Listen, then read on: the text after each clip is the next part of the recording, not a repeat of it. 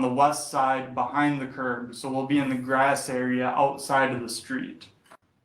So that water will be a few feet behind the curb, and then we'll try and minimize the impacts to the street there. Except down at the Cherry intersection, we got to cut through that intersection one more time just so we can get the water main hooked up to the existing system there, which is kind of in line with that hydrant down on the south corner. I guess it'd be the northeast corner of that intersection, I'll call it. Okay. Then the next slide shows Ranchwood Drive, so that'll be slide 8, scope of work, Ranchwood Drive. There we're going to be replacing the sanitary sewer, existing. The sewer ends right about here, flows all the way to the north, and then it ends about right here in line with kind of the little gravel road to the park, or in line with a fire hydrant there, and it flows all the way to the west. Since we have these grade problems on this east half here, instead of reconstructing basically the sewer main all the way down to the county road, what we're going to do is reroute the sewer with a couple hundred feet of new main and tie it into this manhole, which is deeper. So that'll gain us roughly 18 inches, give or take, in this manhole. And that 18 inches will buy us a fair amount of grade to make those services drain better and avoid some problems there. It won't fix the flat spot as you go west here for about 300 feet or so, but it will get rid of this maintenance problem where all the houses kind of in this corner drain to that manhole. It'll make that drain a little better and avoid maintenance headaches for Dave and his crew there. And then since we got the street ripped up, we're going to be upsizing this water main. This is an existing 1-inch that feeds quite a few houses from the backside here. So we're going to run 6-inch water main all the way out to the right of way here. So that way we have good 6-inch water main, which is adequate size to feed these guys within the street right away. Yeah. Yeah. Where do those people on the east side of 4th Street get their water from now? Backyards, actually. So the water comes through a small service that goes between the yards, and then it branches to the backyards. Yep. See. And I think, Dave, that's a project you did, wasn't it? No, that was before me. Oh, before you even. Okay. Well, I take that back. We did the back ones, but the 1-inch line going out to the street was done before 2006. Gotcha. Okay. There you go. Does that answer your question? Enough for now. Access during construction here. Obviously, the streets are going to be partially or mostly closed during underground construction. Any parking or deliveries are probably going to have to come from any side streets or alleys. And if you do have special access concerns, feel free to reach out to me or let someone at City Hall know, and we can do our best to accommodate you. Otherwise, temporary access will be restored once we get all the utilities in and the street poked back to gravel. And then it's probably going to stay gravel until 2025, the way we're planning right now, at least. Okay. Now we'll talk about money a little bit here. So the base bid, which is kind of that water main loop around up by the splash pad on Birch and 11th Street, we're kind of figuring about 3.7 or 375,000 for construction costs there. Then down on Ranchwood Drive and 4th Street, about 220,000 for a total project cost. Add those two together and you get just under 600,000, 595,000. So how do we plan to pay for this? Currently, we are in the process of applying for a couple of loans and or grants through the state. It is the Minnesota Public Facilities Authority. They provide low interest loans or grants based on affordability metrics to cities that apply to them and that are in the fundable range when they do their listing of projects. Lucky for us, we are in the fundable range. So now it's just a matter of going through the process to figure out what our loan and grant splits are going to be, and Unfortunately, we have to wait till we're pretty far along the process until we know that for sure. But either way, we estimate about 98,000 will pay for the water distribution down on Ranchwood, and then the water main looping is fully eligible for the PFA funding. And then any remaining cost, like the sanitary sewer and any additional surfacing, is going to be 122,000, which would be local funds essentially. Yeah. Now we have the special assessment policy here, kind of why you guys are here today. So the policy for seal coats and bituminous overlay, which is just milling down a little bit of the surface and repaving it, not doing a full remove and replace or anything, those are not assessed under the city's policy. Street reconstructs are, where we're replacing gravel and pavement, those are assessed. Here we don't have to worry about new construction, all our areas are reconstruction areas. So the percentage of that is 20% assessed for front lots. So if you're anywhere in the middle of the block or on a corner lot and have your long side facing the street, that is considered your front lot and you are assessed at 20% of the rate. If you're on a corner lot, you do get a break on the short side of your property. So that is a 50% break. So instead of 20% on that side, you're down to 10%.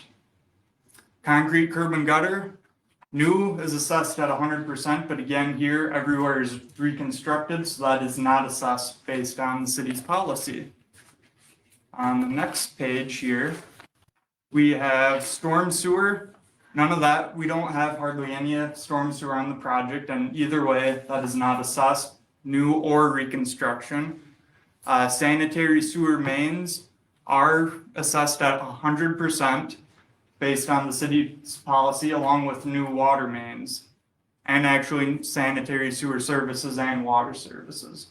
Reconstructs are not assessed for any of the utilities, however. Okay.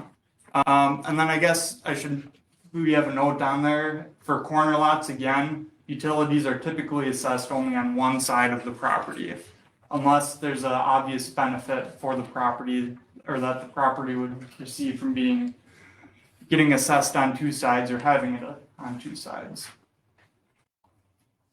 Okay, next slide. And then here we kind of break everything down into the assessment categories by the city. Street surface, we showed the total cost there, but the assessment rate is $56.99. On Ranchwood Drive, it is $73.92. So for example, if you have a 100-foot property on Ranchwood Drive and the improvement expands that whole 100 feet, you'd be assessed your 100 feet times $73.92, meaning you would be assessed $7,392 based on this policy. Similar thing applies to Birch Avenue and 11th Street there. Again, storm sewer and utility reconstructions are not assessed. New water main is assessed at and if we did assess it, it would be $69.82. And a new water service, one of the properties are interested in a new water service, and the cost is about $4,160. Now reviewing, I know I talked about there's some new water main for the loop to serve the splash pad and some new sanitary sewer. Just so you guys are aware too, of myself, Tracy, and Dave, we kind of had a meeting earlier in the week, kind of hashed out some of those details. We came to the conclusion, while everyone on Ranchwood Drive already has existing sanitary service from their property, therefore we decided they're not necessarily receiving any benefit and shouldn't be charged for the new sewer rate. Similar with the water main on the water looping portion, we kind of said, again, everyone's got water service. And the main reason we're doing this is obviously to get new water for the splash pad. So we decided not to assess. If we did, that $69 and some change would be the rate for the water. Matt, I'd like to add to that, one of the reasons why we're going down Birch Avenue is because we have a substandard main for the Weiss and Workman property. So True. that's one of the reasons for that path. Also a good point. And by doing the loop there, we get to connect water mains and avoid all those dead end lines, which having a dead end water line in front of the splash pad would be not ideal. It's really not ideal anywhere in town, but it's always a good idea to loop water mains for water quality and water pressure purposes. Yeah, project financing. Can I ask a question? Are we, Yeah. so down, by the splash pad, are we, I should ask, are we going in the boulevard with that? Is that correct? You are Yes. correct, yep. We We will talked be in the about that. west boulevard behind the curb, meaning as we run north and south on 11th Street there, Yes, we will not be in the street. okay, The only time we're in the street is at the north and the south intersection as we head back to east and Okay. west to cut across. thank you. I was gonna ask that before and I forgot to ask. West turning up the street. Yeah, Yep. Mhm, Okay. Absolutely. thank you. Yep. And Dave did a good job planning when he put the sewer in and he left us some room there to dig, so worked out pretty good. Good. Yep. Otherwise, project financing, as I kind of stated, the goal is to pay for a lot of this with grants and loans through the PFA program. Otherwise, we're here for special assessments, so that'll help pay for part of it, and then otherwise, general bonding or funds throughout the city would help pay for it. The next slide here. If you guys are assessed, how do you pay your assessments, or how does the process work? This is my first sentence here is my favorite disclaimer. These estimated rates are only preliminary at this time. We can kind of figure out where the market is heading, but we cannot control what the contractor bids. And the assessments are based on what the contractor bids the work at. So if it's more expensive, you'll see that reflected in the assessment. If it's cheaper, you'll see that reflected in the assessment. This is our best guess on it right now. So don't come at me with pitchforks and torches later on, basically. The final assessment amounts will be presented at a final hearing that will likely be either in October or November this year. I guess we are doing some of the paving next year in 2025, the way we're scheming right now. So there is a chance that we could push the hearing back until we finish all the paving, just so we have a more accurate idea of the quantities. We can do it before we finish the paving as long as we get an accurate estimate though. We've done it both ways, so that's something we'll talk about a little more when the time comes. Before that though, the council will need to specify the term of the assessment and the interest rate. As you're paying it back, principal payments are going to be equal over the term of the assessment, and those payments will be put on basically your county taxes. It'll be a line item when you get your county taxes twice a year, I believe. Yep, twice a year. If you so choose, you could prepay the assessment early, or you could pay it off at any time during the length of the assessment loan, I'll call it. And then I do want to say that there is a possible deferment for assessments for elderly people who meet the criteria that the state defines for deferments. So if you do qualify, that's something we can talk about too. Otherwise, I'll just kind of breeze through the project schedule and then that's all I have. We started the process with applying to the PFA last year, earlier in the year. We finally found out that we were in the fundable range from PFA in December, so it took quite a while for that process to go through. Since then, we've been working on the plans and specifications. We have we called for this public improvement hearing, and then you guys were all notified. Here we are tonight. Moving forward tonight, the council will consider moving ahead with the project, approving ordering the improvement and approving plans and specs, and then submittal to PFA.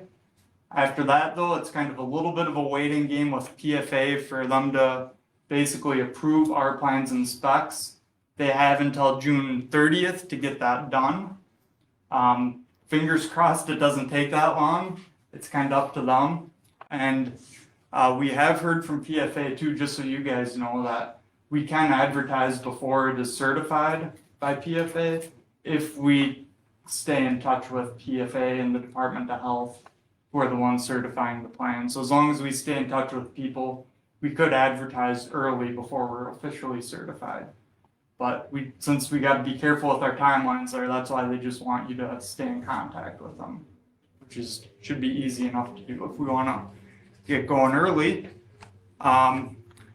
Right here, kind of construction, I show that starting as September, running through October. That's hopefully what I want to call a worst case scenario for timelines. Ideally, if things work out well with the PFA approval process and bidding and everything, we might be able to start early summer, say July for construction. That's I got my fingers crossed, hopeful estimate for you.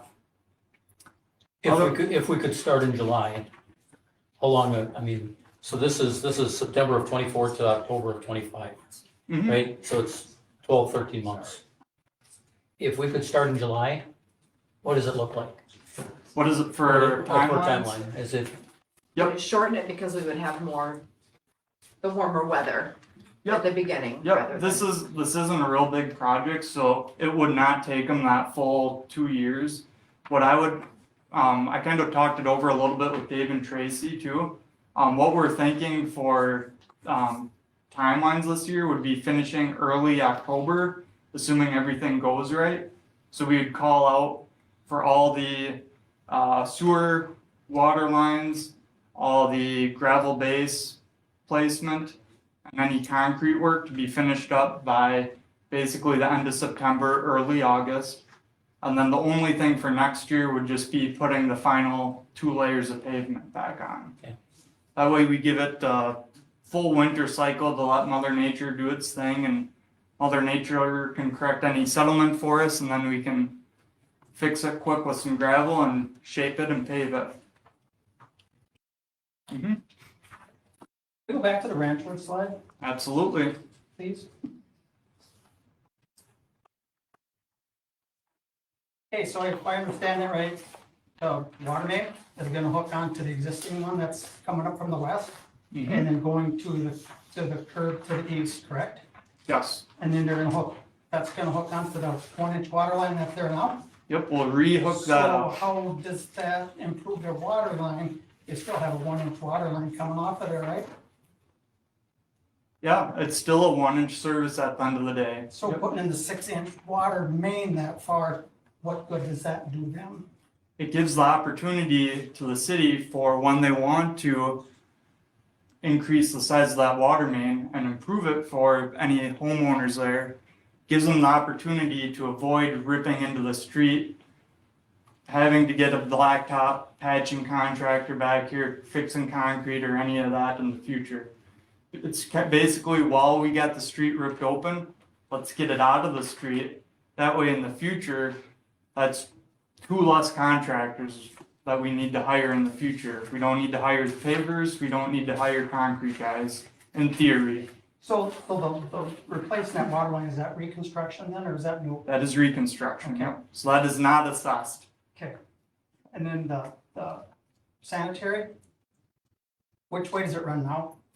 Existing, it runs, this sewer underneath my paper is not there. There's actually a sewer map on the wall right beside you Okay. there. But the sewer map, the sewer runs from a manhole kind of in line with this hydrant Yep, or those 2 catch basins on Ranchwood. sure, It runs to the west from there. yep. Otherwise, just north of the intersection there, And we'll cover there and it goes to the north. it goes to the north. You got it, yep. Okay, so replacing that is just gonna help for that 1 block, but they're still gonna have to dump water down the manhole to flush the storm sewer going to the west, correct? or the sanitary sewer? To the manhole to the west? Yeah. Well, you're taking a couple of services, so you got 1, 2, 3, 4, 5 services that kind of end up going to that manhole, and you're going to be rerouting that a completely different route. So there's going to be less flow, less rags, sludge to get built up in there. Not Also less water to. not also flush less water to flush it through. Yep. It's not saying that it will get rid of the issue in the sewer main, east and west completely, but it will fix the issue that might cause these services themselves to back up. If the main backs up down there, that's obviously not good, but it might have a chance to build up a little bit. But as those services back up right away, the sooner you put that block, the sooner they fill up and cause sewer backups. So it'll fix the problem for 5 different services, essentially.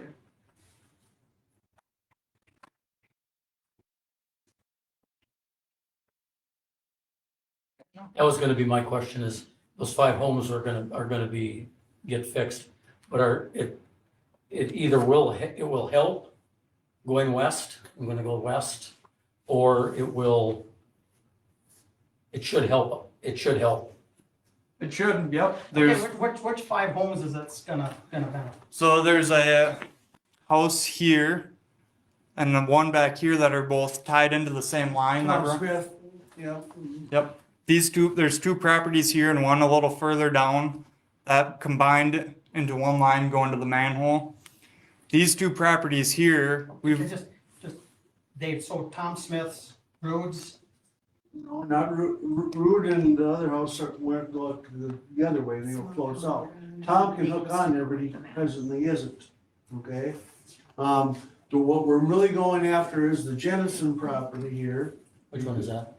the one, Margie Higgins' old house. Oh, point it out, please, yeah. Margie's. yep, it'll be right Yeah, about here. Margie's there, yeah, because, Right next to where that old fire hydrant used to Yep. sit, and, And I know where the tree is. oh, we know and it. then Denny's and yours, okay? Okay. Dennisburg, Yep, Denny and yours, plus the, property of Aaron's property on the corner. Yeah, Yeah. so what's happening there in a nutshell, and interrupt me whenever you want here, Matt. But what's happening in a nutshell is because Matt explained it was too flat, going back to that last manhole. When those properties were added on down there, it was because we separated our sewer project. All those houses used to go to the north, and that orange 10-inch line that he's got on there and nobody's talking about, that's where all those sewer lines used to go.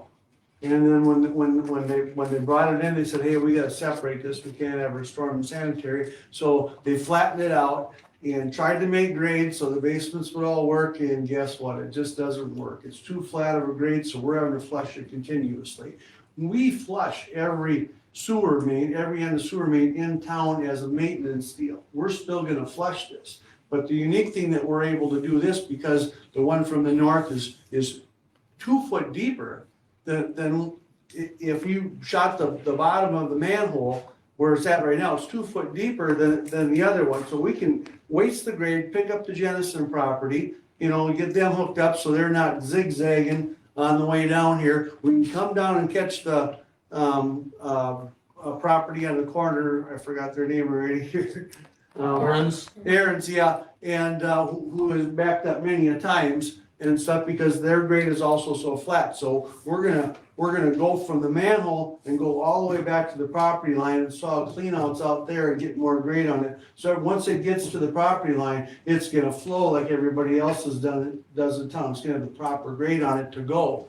And that's what we wanna do, because we're all you guys are so close to being plugged up there all the time because there's just not enough fall to carry your solids and water down. So it's been a forever, we're just waiting for it to happen. And so when we're gonna do this manhole where they join together, we're gonna keep them together. Okay, so the bottom of the new manhole, we're taking the old manhole out, the bottom of that manhole is gonna be 18 inches, as Matt said, below, and it's gonna go the other way with the proper grade. It can still go back the same way if it ever will back up for whatever reason, or if that's gonna back up and go this way, it can go. They're connected, we can still service them from that manhole. Can I take a left-hand turn now? Go ahead. The stormwater there between Denny and me, that always plugs up there, is that gonna, is there, being you have it all ripped up, is this, are you gonna alleviate that issue there? There's no stormwater outlet in that street. That's the bad thing. There's what? There's no stormwater in that street. Every street in town that you see in the map has got a sanitary line, a water line, and a storm line. So where's the water that flows down the street that dumps It in? goes out in the feed Jacobs's field. Yep, and that's why we spent a lot of money out in the fairgrounds last year, that 10-inch line I was just referring to. We tapped into that 10-inch line back there, and we created a big catch basin to catch that runoff that would stop, that would hopefully slows down. Okay, so if it goes stop out in Jacobs's field, then where's it go? There's Just a can't in there, big 24-inch tile, then it just runs in the ditch. goes in the ditch, yep. Okay, how come the storm sewer on the south side works all the time, but the one on the north side doesn't? Actually, to be real frank, too much debris gets down that one. Grass clippings and leaves. I know there's no grass clippings, everybody blows No, backwards. that's, you asked me, I told you. Leaves.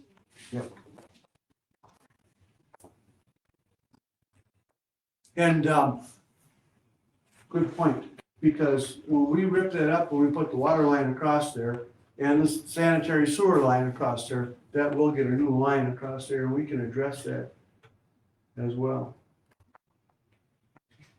Okay, so why they're getting caught there, it's only a 6-inch line there. Okay, it's only 6-inch outlet on the other side. But we can design it, Matt, we can design it so we can get that debris through there easier.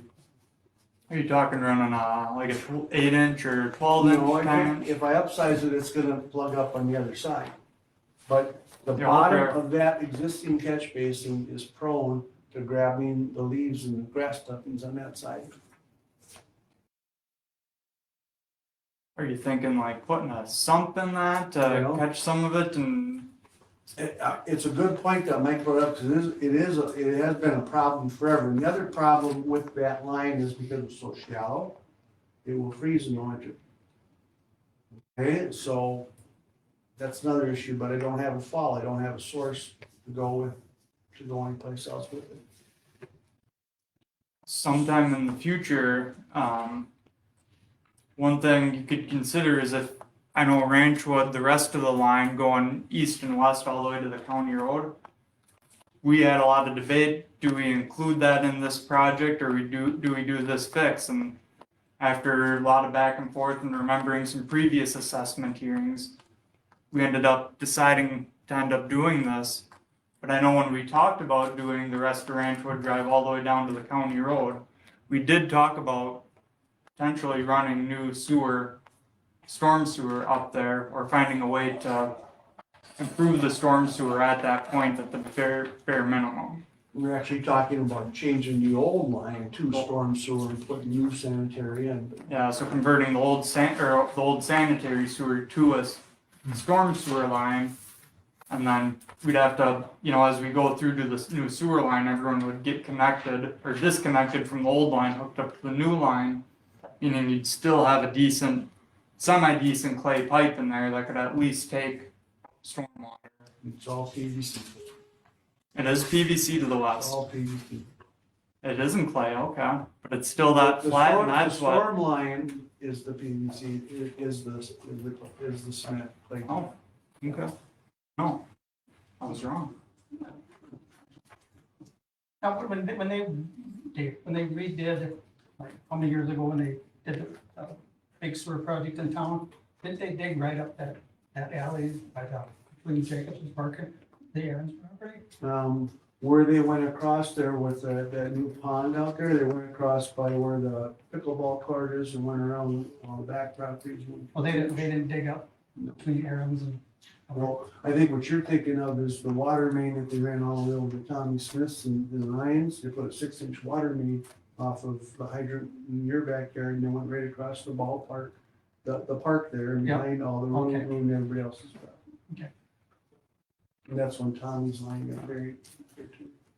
What? That's when Tom Smith's little sewer line got buried there too. When he added that house back. How long is the assessment period? You mean the term of the assessment? Yes, how many years is that? Generally 10 to 20 years, but that's up to city council to decide. So that hasn't been determined yet? That usually doesn't get determined finally until the final assessment hearing or slightly before that, which we expect would Okay. be towards the end of the year. Okay, thank you. Any other questions? So this assessment won't be until 2025 probably then? It could go, if we get it, there's a November 15th deadline to get all the assessment data to the county to get applied to next year's taxes. So if we get it done, say October this year, yes, there is a chance it could be on your taxes for next year. Otherwise, it would be the following year. Can we move back to the pickleball? In front of your place? By the water, yeah, he wants to back. Since you're going down the west side of that street, how much of that assessment is on our property? Is there anything? I'm pretty Because that's sure, all city property or. What was your last school name? property. Workman. Workman, I'm pretty sure your east side. assessment was 0. Yeah, We're in the boulevard. it's in the there, Matt. boulevard, so it's not in the street at all, so. Yep. Okay. And we're not being hooked into that water main then, so it won't affect our water. Nope, you'll be tied into, your line goes back behind your house, up the alley to the north. So we'll hook it in back where we find it up there. It's actually next to your neighbors to the north, so your two services are side by side up there. We'll hook them in both right there. And then in the future, if you ever want to reconnect or improve your water line, make it a shorter service, you'll have the opportunity to do that on your own, I'll say, at any time you so choose. Do we have any problems with lead here in the city with water? I'll let you answer that one, Dave. Bolton and Mink has been hired to help us do a lead copper inventory in town. We've got 21 blocks of old cast iron water main, which I have to look at. Everything else is PVC and it's all good plastic or copper. Okay, so, we have to complete our lead copper inventory by October. I hope to have ours done by May 1st. So, I will tell you that we did dig up a lead service line several years ago. And, there on, it's, that block, that area is on the front page, and so we're looking at it. It actually is scored on the priority list, Mm-hmm. part of our CIP that Matt started out with. One more question. The water park will not be open till next year then? Is that probably the timeline? I would think so. My grandkids won't be happy. I'm losing cool grandma status here. We're trying. Football park this year. Yeah, the kids like that. The grandkids are for that water. Is there going to be a sidewalk? You said the last question. I don't know, I'm sorry. I've got more than what I remember. Sidewalk and fence, are they going, and signage on there, how is that going to work? On the, West side of the, next to the water park and the pickleball court? so your signage, sidewalk and fence, Right, is there going to be a sidewalk on that side of the street? not to my knowledge, I guess, I don't know if the splash pad project is putting one in separately. I don't think, I guess I probably should defer that one to Dave and maybe Tracy. I'll let Tracy answer that one. Ben is not here. Ben. I know there will be a sidewalk going from like the street up to the splash pad in that area, but if you're talking about a sidewalk going north and south, and along the streets, I don't think that's in the plans, but don't quote me. I'm not- So the water park is separate from all of this, you're not. Kind of, yeah. They're not the splashy. The one thing I can tell you, Gene, is we're scheming to have that gravel area north of the pad to be a park. So that's the only curb area that we're going to have on that street, basically.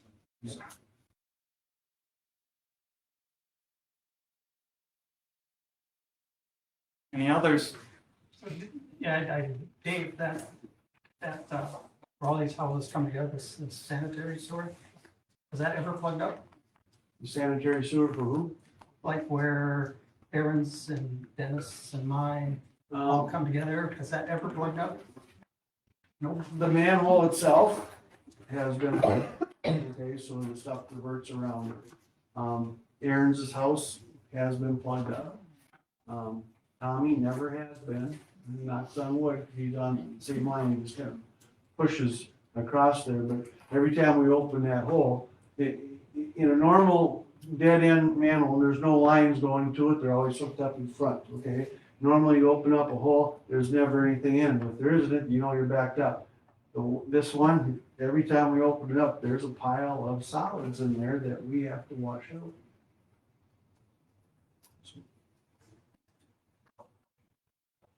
So it's backing up there at some point. But it's never plugged up. I mean, If the line hasn't never plugged up.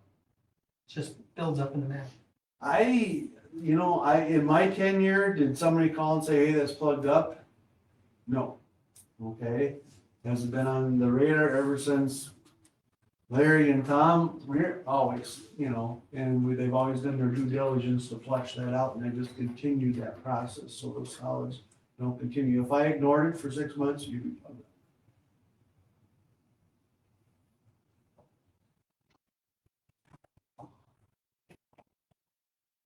But that would happen because you say you flush all the. We hit it every time. We hit that one every time the truck goes out. It's just automatic. We like you guys, we like you guys so much up there. And it's not I your, don't think so. it's not your fault. It's not your fault. This is the way it was put in, and that was the situation, and we're forced to maintain it. That's what it is. I feel like it's such a piecework of utilities up there, like it's, as the expansions occurred, they just kept hooking on wherever they could, and it just wasn't laid out well to start with. I got nothing for you, Dave. How come that overlay of tar was laid right up to the curb, so the curb on the corner of South Fourth Street and Branchwood's only, what is that? We're gonna correct that.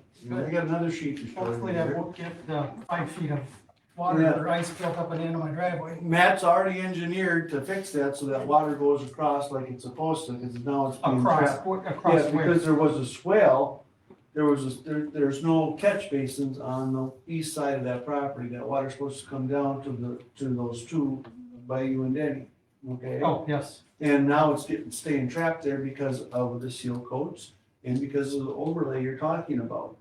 And I don't know why that happened, because you lost your original grade for your curb there. And we want to kick that out and put it back to grade, and Matt put a lot of work, their topographical guys did in designing it, so we're gonna maintain it and get this. Just on the corner that's like that. Yeah, And then when the snow doesn't get plowed all the way to the curb, the water backs up and it melts there, and then I've got, and then for me, then the plow jumps over the curb, we can't feel it, then they tear up your grass too. they've never It's a done that. bad deal. You're not close enough to the curb to do that. Can I ask which property you're at? Just I'm on the Corner. corner of Branchwood and South Fourth Street. which corner? Well, The northwest. Northwest. corner. northwest, One right there, right right there. there. Right there? Yes, sir. Okay. Put a big X there. Good questions. Yes, Mhm. Time to ask them is now. Yep, absolutely. I'm glad you brought up the other catch basin, because when we go through there, we can improve that. I mean, it doesn't bother me. Just by- Danny's the one that, A more Gets a little- open throat area, just a different base design comes to my mind right away. We Is it a open pretty throat- small inlet?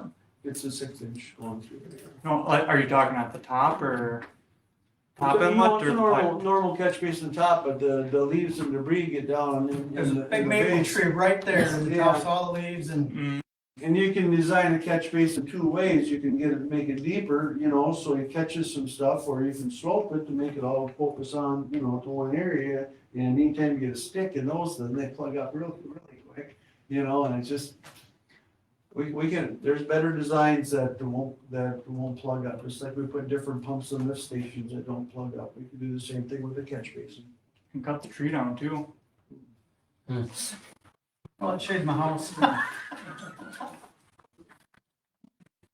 all right, clearly we didn't schedule enough time for the public hearing. I'll quit asking. But no, now's the time to ask, so if everything got answered, you can think of for now. More questions come up, please let City Hall know. If not, we will officially close the public hearing.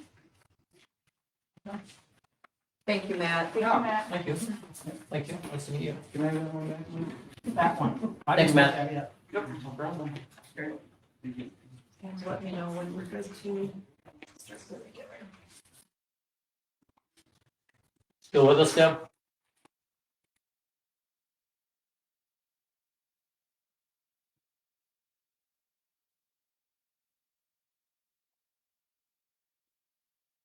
My apologies Thank you. to Sarah and Jordan for having to sit and wait.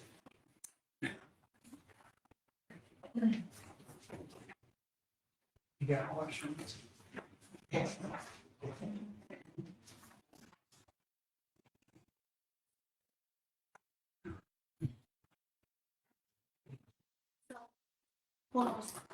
We'll just go. We're live, we're good. We're live.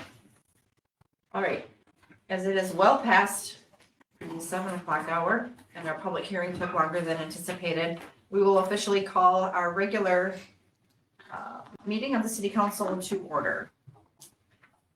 If the council has had time to review the claims for payment and the minutes from last month's meeting, I'll entertain a motion. I will so move. Second, Neil. Motion and second to approve. Any further discussion? If not, all in favor signify by saying aye. Aye. Opposed? Carried. Open forum. Anyone here with an issue that's not currently on the agenda? School, oh, okay, I forgot. All right, moving on, we have Sarah with our financial report and audit. Do you want me over there? Sure. If you'd like. You can pull a chair up if you'd like, if that's easier too. I stood all day, I'll stay. Okay. I'm actually over there. Oh. What's that? Over there. Oh, you want me over on that side? So they can see you. They can see Want me in the hot seat? Hi, Deb. So we'll go through quick your 2023 audit report. If you skip in, it's gonna be about 7 pages in. It starts the one on the letterhead, that gives your independent auditor's report letter. Basically, the first section there gives the opinion on the financial statements. You have a clean audit opinion or unmodified audit opinion for 2023. We feel the financial statements present fairly in all material respects to cash and unencumbered cash balances for the city of Bird Island. The city does prepare the financial statements on a cash basis, so they are not GAAP financial statements, kind of defined there on the bottom. And then the top of page 3, the next page, gives the responsibility of management. The city or management's responsible for the preparation and fair presentation of the financial statements. So they are the city's financial statements. Our responsibility is to express an opinion on the financial statements based on the audit. So that gives the responsibility section of us. And then the next page and a half give you a few different sections of the audit and the level of assurance that's provided. Skipping in on page 6 starts with the statement of balances arising from cash transactions or the balance sheet for the governmental funds. The city has 2 major governmental funds and the non-major funds, the general fund and then the capital projects fund. The general fund had cash of $1,774,000. The capital project funds had $367,394. And then the non-majors had a combined $366,000, so $2,508,000 in total. Page 7 gives the statement of receipts and disbursements, or the income statement for those funds. The third line from the bottom shows a total overall increase or decrease for the funds. So the general fund had an increase of $161,000. Your capital project funds had an increase of $83,000. And the non-majors had a decrease of $167,000. The biggest impact of the decrease is just spending down some of those previous project funds. On page 8 shows the enterprise funds. The water sewer storm. The water has cash of 53,000, sewer has cash of 1.1 million, and storm has cash of 101,000, and then the EDA, 41,000. And then page 9 shows the income statement for those funds. Again, towards the bottom, that loss before transfers line, that's the line the state looks at as far as is the fund self-sustaining. The water had a decrease of 18,000, sewer had a decrease of 65,000, storm had a decrease of 37,000. Now, on this method, we are looking at a true cash basis, so we're expensing out that debt service payment. In the back, we do show it more on an accrual basis, which gives you probably a little bit better picture as far as what the fund truly did. And then if you skip ahead, page 19. Page 19 towards the bottom shows that fund balance note. So essentially your cash fund balance is the money you have left at the end of the year going into the subsequent year. The target range is 35 to 50% of subsequent years budgeted disbursements in the general fund as far as unassigned fund balance. Your unassigned fund balance was 152.9%. So again, you are over that range. One thing to do would be to earmark some of those funds, put more aside for future improvement and that kind of thing, give a name to some of those dollars. And then if you. Do we potentially, Sarah, I'm sorry, do we potentially lose out on anything from the government by having excess? Bond points or. Yeah. So sometimes what they can do is basically they'll take that into account as far as what can the city invest into it. So that is really where earmarking it, they leave those dollars kind of outside of that equation. One of the other big things that they always take into account is obviously your availability to repay as far as what can the residents afford and what are your current rates and stuff like that. So even with cash balances or without, they're gonna kind of determine based off your rate structure what you qualify for. The biggest thing would be is if they put you as far as how much you need to kick in, they can use that Against us, dollar, yeah. potentially. I dislike the state's 35 to 50% range personally. I think it's too low for a small city. I think you want to be more between that 50 and 75%. A lot of times when you go out for bond rating, they're going to want to see you have stronger cash reserves closer to that 75% mark. So you're probably not as high off as what you think you are when you look at that. One thing too is which you should have, because everyone had to do it about 15 years ago, a fund balance policy. A lot of people at that time just adapted the state recommendation. But one thing to do too would be to amend that and up that to more of that 50 to 75% range or somewhere in there as your target, because then they'll kind of leave that alone at that point too. 50% is really your bare minimum. What you need just for normal operations, that doesn't give you anything for when we've had price increases and stuff like that. So that's where, and a smaller city relies a lot heavier on LGA and tax money. You don't have outside revenues, so you don't have, the steady stream of money coming in, especially into your general fund throughout the year. If we earmark the money, can we unmark it? Yes. Okay. Yeah, so you earmarking the funds for, future improvements, and if something comes up and you need to absorb that in for, not having such a high levy increase in 5 years or something, you definitely, or, whoever is sitting here at that point could do that, council action. It just kind of gives you that basis. They seem to want to know why you're holding funds when you get through some of those processes, and they'll look at some of those larger cash balances and ask the question. Thank you. Any other questions on the fund balance part of it? If you skip ahead a little bit, on page 26 starts with your budget comparison. So on 26 we show the budget for the general fund and budget versus actual. The general fund had a budget for receipts of $1,079,000, Actual was 1,197,000, so about 117,000 over budget there. Biggest section of over budget was that state intergovernmental revenue. Obviously, we got some state aid money that was not known about with the public safety funds. Then if you go ahead on page 27, starts with the disbursements of funds. General government was under budget by about 30,000. Public safety was over budget by 23,000. On page 28, public works was about 7,700 under budget, and culture and rec was 17,000 under budget. The total disbursements were 1,029,000. Actual was 976. So under budget there. And then if you skip ahead a little bit onto,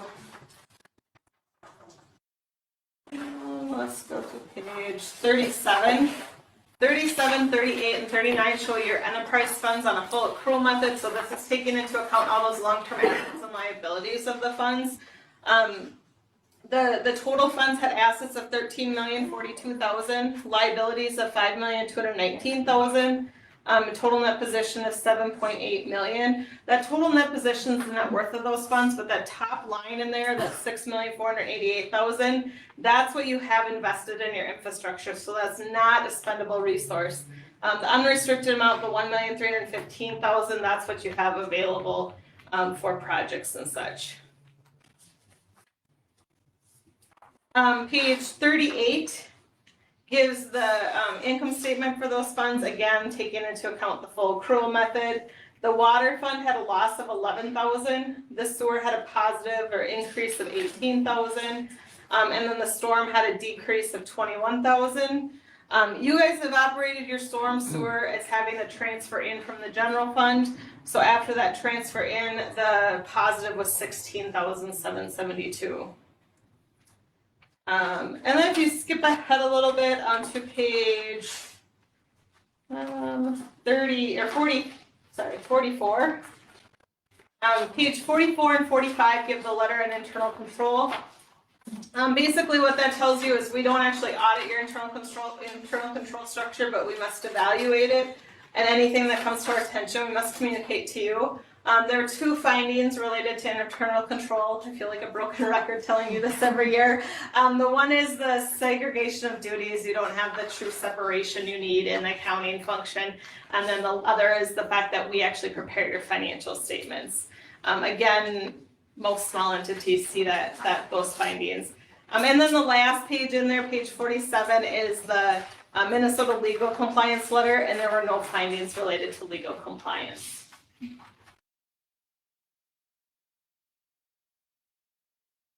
Any questions?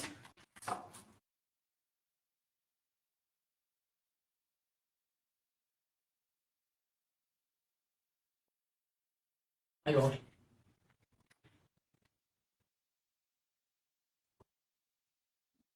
Thank you. Yeah, All right, thank you very thanks, much. guys. Thank you.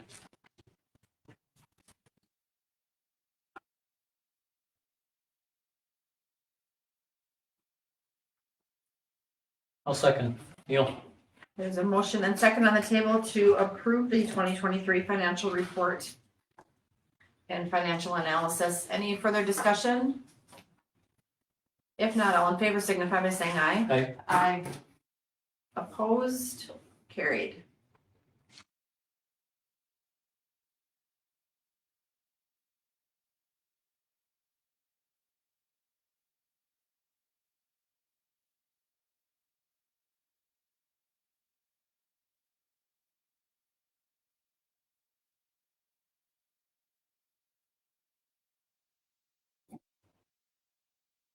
Okay.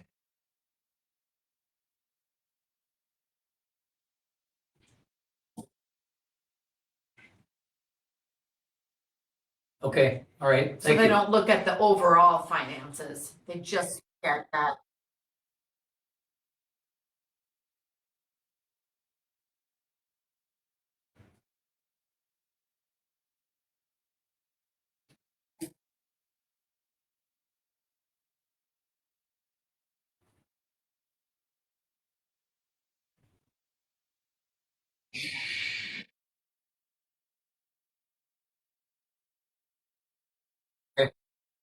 Thank you.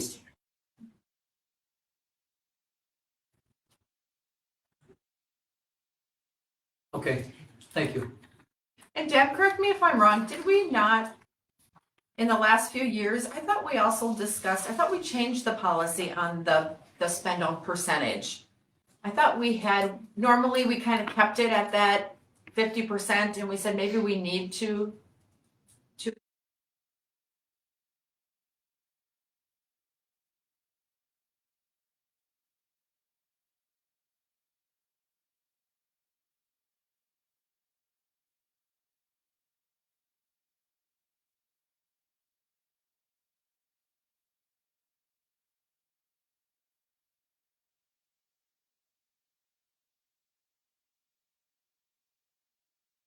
So just earmarking it. Okay. Okay. Did we lose Jordan? Oh, we fine. Oh, he is there, okay. Yep. Thought maybe I had to step out. All right, moving on to item number 3, the Sheriff's Office quarterly update. Hide back here, or you want? No, come on up. Is Ben going to be able to make it or no? Okay. You can sit, stand, do whatever you like. We have Jordan Larson as our contract officer. Sheriff's. Welcome. Did you want to take questions first from? Absolutely. I'll let you guys drive this conversation because obviously this is my first time with Rhode Island and city council meeting, so. You guys might as well drive the conversation and then I'll try to answer whatever questions you guys have. So we got the quarterly update. Does the council have any questions with anything specific? Types of calls? I was surprised by some of the types of calls and that are listed in there. And what do you mean by that? Well, I didn't, A little naivete? Is that- yeah, I think, yeah, I don't get out of Rhode Island very much, so, yeah, I just was, I like to think some of that stuff doesn't happen here, yeah, kind of thing. There was a lot of, It doesn't because it's caught and handled. yeah. I think the incident on Main Street is what you guys are referring to, and that kind of caught a lot of public attention. That whole investigation began, juvenile got, it was a discharge of a firearm, negligent discharge of a firearm within our city limits. That information came to us, via social media. We investigated it, found the person responsible, and it's an ongoing investigation. It turned into a drug investigation. But there were arrests made and it's still an ongoing investigation, so that's all I have with that. So yeah. Thank you. Any other questions on the quarterly report? No? Okay. I know typically we get an update when you're able to come to the quarterly meetings on where we're at with blight properties. Jordan and I had a conversation earlier today. Yep. Do we have a specific blight ordinance? Or we just have several that fall into public nuisance? Is one specific blight?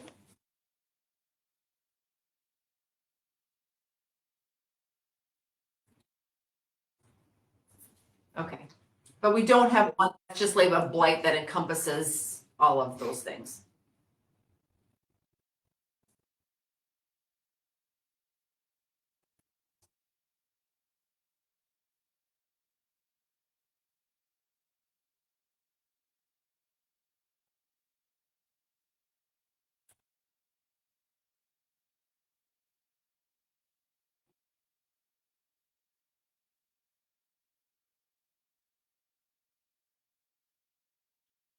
Like one of the properties we normally talk about is 1060 Highway Avenue. Yep. So I can tell you where we're at with that. Luke Jakes, since he's probably gonna have the most experience, as a contract car for Rhode Island, he's kind of taking the lead with how we're gonna go about blight this year. We've had favorable weather, so people are getting antsy to, kind of address some issues already, but, I got a compiled list. We've separated the city out into 3 segments for me, Tom, and Luke to, tackle, and, I got a good start on the west side of town today. I got a compiled list started. I would anticipate that the majority of these issues would get resolved with a simple, letter, which is, I think, what we're anticipating by April 18th. Early April, mid-April is kind of what we're looking at, sending out letters, but right now we're just kind of, looking at some properties and compiling lists, so. Yes. When is the blight, the Renville County blight deadline? Is that April, For the grant, April Yes. 1st, April 1st deadline? for the, like, grant, Okay. for the county, yes. Yeah. There's a citywide cleanup. Yes. There. We'll be addressing that later on in Okay. the meeting. But yeah, we would like to hopefully get the light list done, and then so that we can make sure we can get the flyers sent out with the letters and reference it, the cleanup and the. I tried to remember how we did it in past years. Usually law enforcement compiles a tentative list of what they're seeing around town. And then we kind of concentrate on that too when we advertise the spring cleanup. And then they don't start with letters being sent until after they've had an opportunity to, Well, I think they get the first letter before before. the spring cleanup, so Okay. that way we tell them in the letter that, hey, this is when spring cleanup is, so this is a great opportunity to clean up. And that's why we Yeah. started so early, because we've been blessed with this weather. Yeah. So Yeah. We've started early and we've got, I've got many properties so far that I've just made notes driving around town, so. And because the weather is so nice, I've had different residents come and complain about different blight issues in town already. Yep. So. Yeah. They've passed those along. I don't know the address, of the Union Building. 750. 750? Is that, on the radar also, Jordan? I could- We have an order for that one also. I was gonna say, I Yeah. can tell you it's let's see if what documented so far. What was that address? 7 something? 750 Ashes. 750 Ash.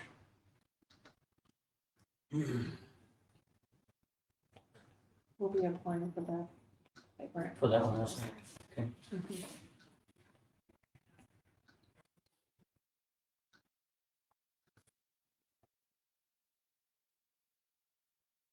Is that one vacant? Yes. Okay. I don't have that on. 750. 750 Ash. Yeah. it's really the back side of the building, is it not? That's, The pile got cleaned up. oh, it did. The pile is gone. But, yeah. What is the main concern? Junk or Well, the building itself is is? open. I mean, it's, They started taking the north wall off, right, and then, The private Yeah. land or what was it? someone, they did buy it, didn't they? Or Do we want to mention names? We don't have to, but Okay. someone bought it. Somebody and- does own it, has owned it, and I believe they are trying to sell it. Mr. Tester, I Oh, believe, okay. That's all I currently can say. is the owner. Sure. Makes sense. Last that I'm aware of. Okay. I know he was working on trying to sell it. But as far as I know, it has not been sold. Is that turning into a similar situation as 1060? Like, is it back on taxes? Is it? We have an order for that one also. Oh, okay.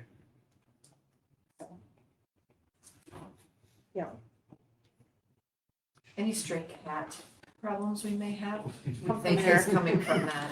I think there's a lot of procreating that's happening in that building We had a call with for the a cat feline. today. I've seen them sitting on the front steps like they live there as they drove by.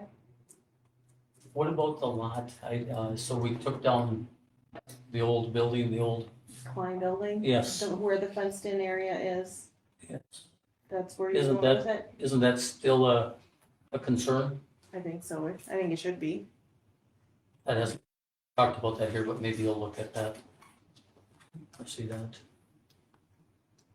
Which building was that? It's. Well, the building is gone, it's just the, Fifth and Ash. The fence there's that's, still a fence there with a little. Right north of the skating rink, right? yeah, and part of the Oh, fence has oh, yeah. fallen down and, yeah.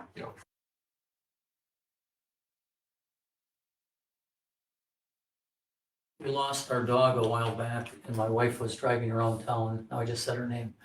My wife was driving around town looking for our dog and she said, man, there is a lot of junk in Bird Island. And just as she's looking for a little white dog, I mean, so it's kind of disappointing to, so, I think that's why we've been so adamant about trying to do this town cleanup, Mhm. is that we give people the opportunity Right. and to be a good neighbor. Yeah. And, so, So just west of.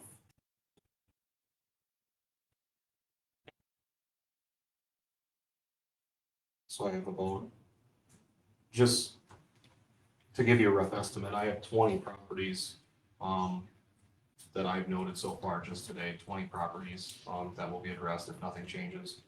And that's just west of Main Street. Like I said, a lot of those things might be minor things, some things that can get picked up with just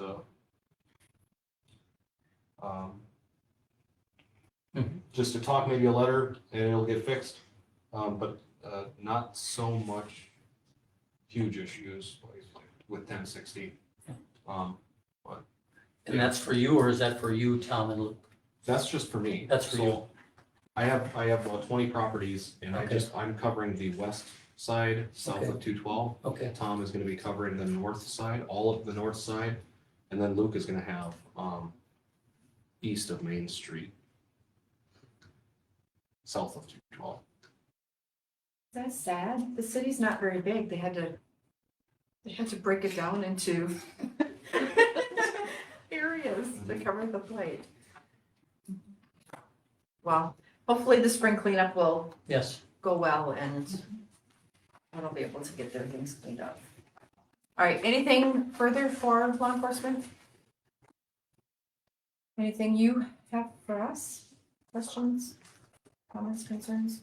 Can I ask one quick question, please? There was some talk about, the city was getting some funds, and there was maybe some talk about putting some, I don't know what they're called, display signs for speed on each end of town. And I know we haven't talked about it maybe very much or at all. Do those work, in your estimation? Do those raise awareness? Do they help slow people down, or do they disregard them? Would that be a good use of money if we had some money? Depends on how much that, I mean, without knowing what we're talking with cost, I mean, Yeah. it's fairly inexpensive. I don't see why it wouldn't be definitely wouldn't be a bad thing. Are you talking about the ones that are lit up 35, or and then for they you? flash really fast if you're going too fast? Yes. Yeah. I've never seen that, but I understand maybe you have.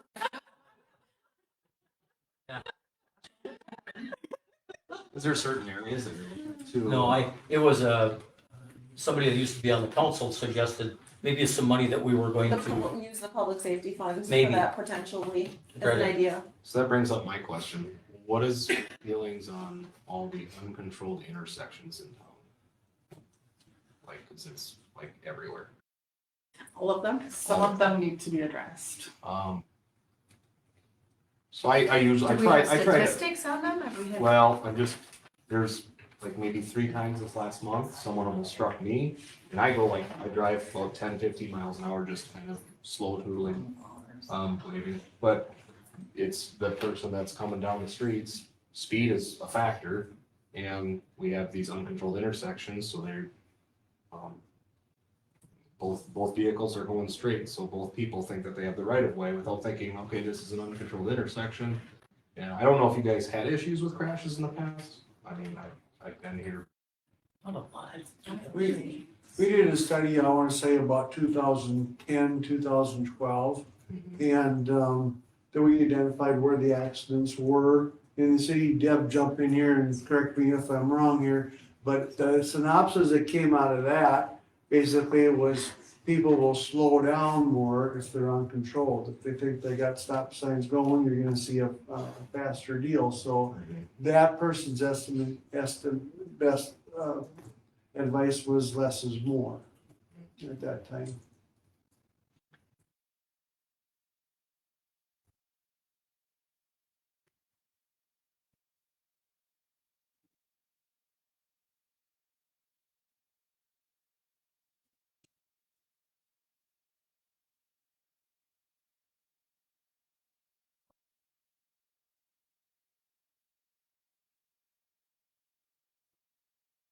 If you're only driving 10 to 15 miles an hour, they think you're parked. Maybe. Slow. Just saying. How fast do you drive? Oh, wait. Next item. No, I think the speed limit signs are, you know, if it's affordability or whatever, I don't know the numbers, but I don't either offhand, but I just was curious if they're a deterrent or if they're, I think they're a deterrent. Yeah. Yeah, absolutely. okay. Okay.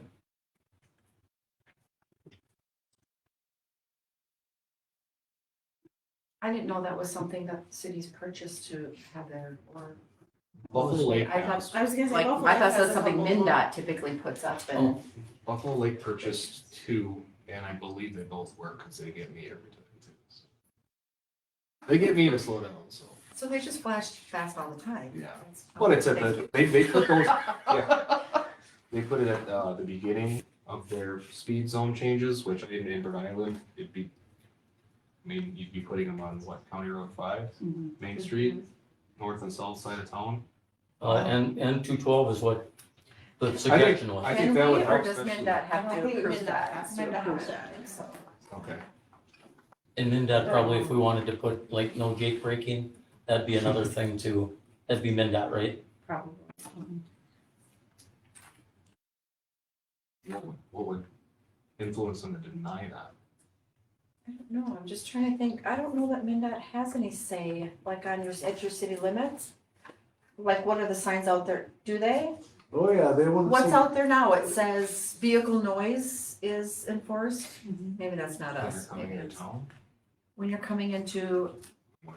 any city limits, they're all over the place where it says, basically, you're coming to city limits, and we enforce vehicle noise ordinances.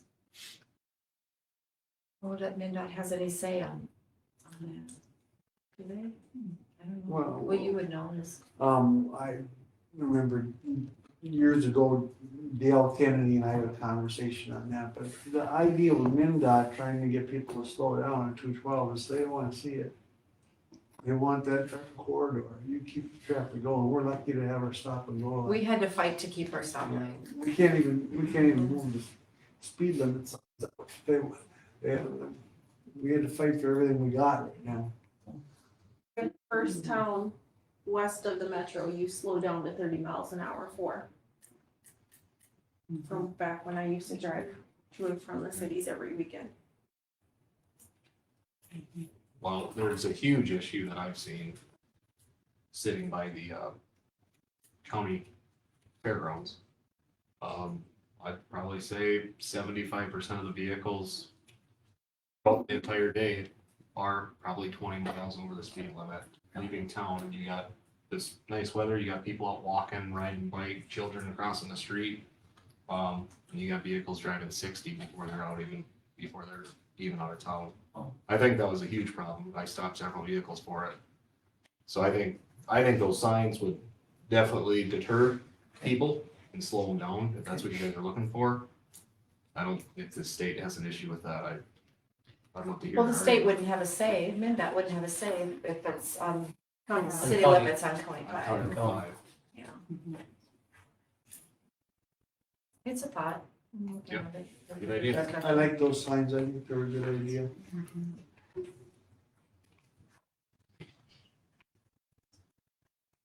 Anything else for us? Could you look in to see what the cost? I get bulletins all the time.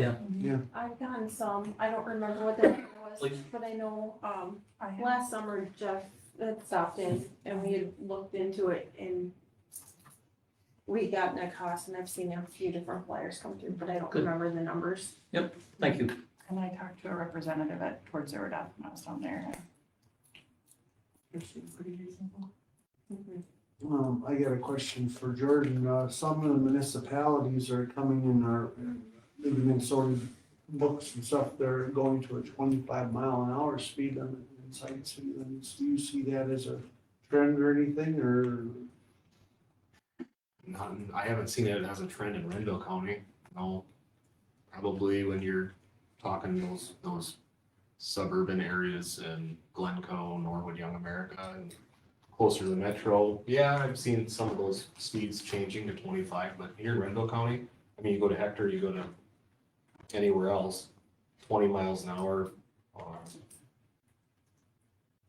In those, I guess, more residential areas, and 30 out on your County Road 5 Main Street or coming into town 212. Those are commonly 30, no matter here, Hector, Buffalo Lake, but I'd say 20 is a pretty average speed for in town. I think everybody's under the impression they can go 30 in town as well. They're under the impression they can go Yeah. 30 in town, absolutely. I mean, that's the thing, you have a few cars going 30 miles an hour at an uncontrolled intersection. From what I've seen, just the little that I've been here, it doesn't seem like, I mean, don't even look left or right, they just 30 miles an hour, cool, sounds good, I guess I'll stop. And it's, I'm neither here nor there for that one, so it's kind of open for discussion, I guess. Okay. If there's nothing further for the sheriff's office, we will move on. Thank you. Thanks, Jordan. Yep. Golden Bank update. The resolutions. Come have a chair. Thanks, Jordan. Krista keeps going. Thank you. I'm not admitting to whatever speed. I'm surprised Julie hasn't met Jordan. Well,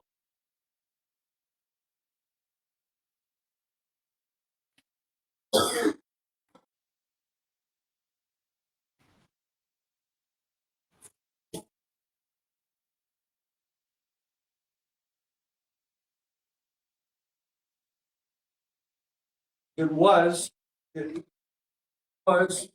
now we're no longer going with sanitary sewer down that street, Storm because sewer. it's already done. Yep, we had a storm sewer figured running east and west down Birch Avenue from 10th to 11th. We were gonna spot some utilities for the splash pad, but we found different ways to serve them more cost effective. Oh, that was the other part too, because of the storm recirculation stuff, wanting to be on the pond side of it, that's why we went the other way. Yeah. Because the pond for the splash pad is gonna be to the south, isn't it? Closer to Yep. Cherry. Yeah. Okay. Well, you guys heard my pretty thorough update earlier, so instead of running through things one more time, I'm just gonna ask you guys right away if you have any questions for me. Kind of went through the plans pretty thoroughly at the improvement hearing, so I am open to questions. I can run through anything that you guys want me to again too, if you got a few concerns. I guess, Dave, maybe you and I will have to talk a little bit more about the storm sewer kind of at the corner that we were talking about in the improvement hearing, if we wanna. at Ranchwood, Yeah, do you guys kind of agree? Should we take the opportunity to maybe address that or improve that a little bit for the residents, or what's? When we do the sanitary sewer lines hookups, we'll be cutting right through that, man. The pavement, The catch basin in question. we were pretty close. I thought we were stopping short of that. Well, remember we talked about your drawing as to how those two sanitary sewer lines came Yeah, together that's the there? other thing. There you go. That's a The good same point. problem, yep. So the idea, I guess, originally, just so you guys are, do you guys have a copy of the plans? I have printout with me if you guys want to see too. I guess the sheet that we're talking about is C403. Gonna be kind of towards the middle of the plan set. It'll go from, there's only 11 sheets, it shouldn't be too hard to find it. The area we're talking about, on the kind of top left view of that sheet there, you'll see kind of a heavy black circle with a manhole A noted beneath it. That is that new sanitary manhole we are going to be reconstructing. And then you can see the line with the arrows pointing to the west, or to the east, excuse me, and the north, that heavy black line. That's your new sanitary sewer main. And you'll see we're connecting to that existing sanitary manhole on the way north end of 4th Street there. Your new water line, that's gonna be kind of on the north half of that intersection. We're gonna put gate valves on either end, and then we're gonna have a water service to test against at the far east end. Just kind of for basically our testing requirements, since we don't have a new fire hydrant to test out of, we need something there. And then that service will actually do a little double duty, and it'll be a future hookup for that property to the north and east there. Otherwise, you'll see kind of way back where that manhole A was, that heavy black dot. We show two, I'll call it more thin black lines going to the north there. Those two properties on the north side here, Dave found out when Sheen's Gas Company was doing some work up there, they televised those sewer services. They found that those two houses are tied together. They have a sewer service that connect over on kind of somewhere between the properties, and then they drain out to the manhole. So we're going to be, with our project, we're gonna go and separate them and give them two separated lines. That removes any liability questions between them. And everyone's service should be on their own property. So that's Marks and Berg, come on, one line, come out. I think they did that because the grade was so flat, you wanted to go to bigger pipe, Okay, so, Put a little bigger 6-inch in, with a bigger pipe, you can run a flatter grade. yeah. And because we're getting that 18 inches deeper there, we can grab them and separate them. Mm-hmm. So what Dave was talking about, everything I'm showing here is currently stopping east of that storm sewer. It's probably gonna be pretty hard to pick it out on the map. You'll see two little squares on the curb line on each side, kinda to the left of the catch basin. I can. Yeah. And Matt, where I believe Right there. just, Okay. where, because the asphalt's already removed there and it's only 3 foot deep, what I believe that to be is the catch basin has settled down a little bit as well too, and it's catching right outside of there, you know, so it's just the catch basin fix is what we gotta do there. Okay. You know, I'll probably, when the asphalt's removed, is just do that, see, outside the project, we'll take care of it, you know. Oh, okay. Which That's has- a projection of that. Which catch basin did you think you'd have to cut through? Okay, so, that manhole A, Yeah. if you see the line going to, let's just call it the left, you know, north. Yeah. There's a little square in the curb line that's our little culprit there, and he's tied into one that goes directly south by the M of. right to the left of the So M. there's the one. The one on the north is your problem, Dave? Yeah, So, That's the and problem Mike right is there. correct, the one on the That's the south one that side, dies. Okay. the one on the south side by the M always does drain, but there's never any junk in there, there's never any grass there. But there's another reason why there's never any grass and stuff in there, grass floats. And because it's such a low curb thing, guess where all that's, when all the rain comes, it just goes down the gravel road, down the park there. So it doesn't catch near as much debris as what's on the other side as well too. So you're saying once this is dug up, you can fix that Oh, issue yeah, without just- any cost to the We'll, homeowners? we'll end up using, okay, so what I'm thinking is, we've got a big cast iron grate on top, curb's already gonna be gone, you know, because we're gonna be going through there with new services, we don't know exactly where they are, Matt and I have talked about where we have to go, there's a private water line, Edna's, going back there, there's a lot of stuff there. And we're gonna have to have a little bit of room, but we'll just take that base, that barrel out of there and modify it, because there's a line that goes north of that to the fairgrounds, actually, you know, where that stuff was coming. So we've gotta rehook everything up, but I'm thinking it's a settlement issue when they originally put it in, and you drop something that, all the leaves and stuff catch on that, and it just builds up. So, once we get the asphalt off of there, because we're doing a project, we'll go out and correct that. We've corrected a lot of catch basins ourselves in town already. We replaced a lot of catch basin lines, so. I'm glad Mike pointed that out, because that's been a problem too.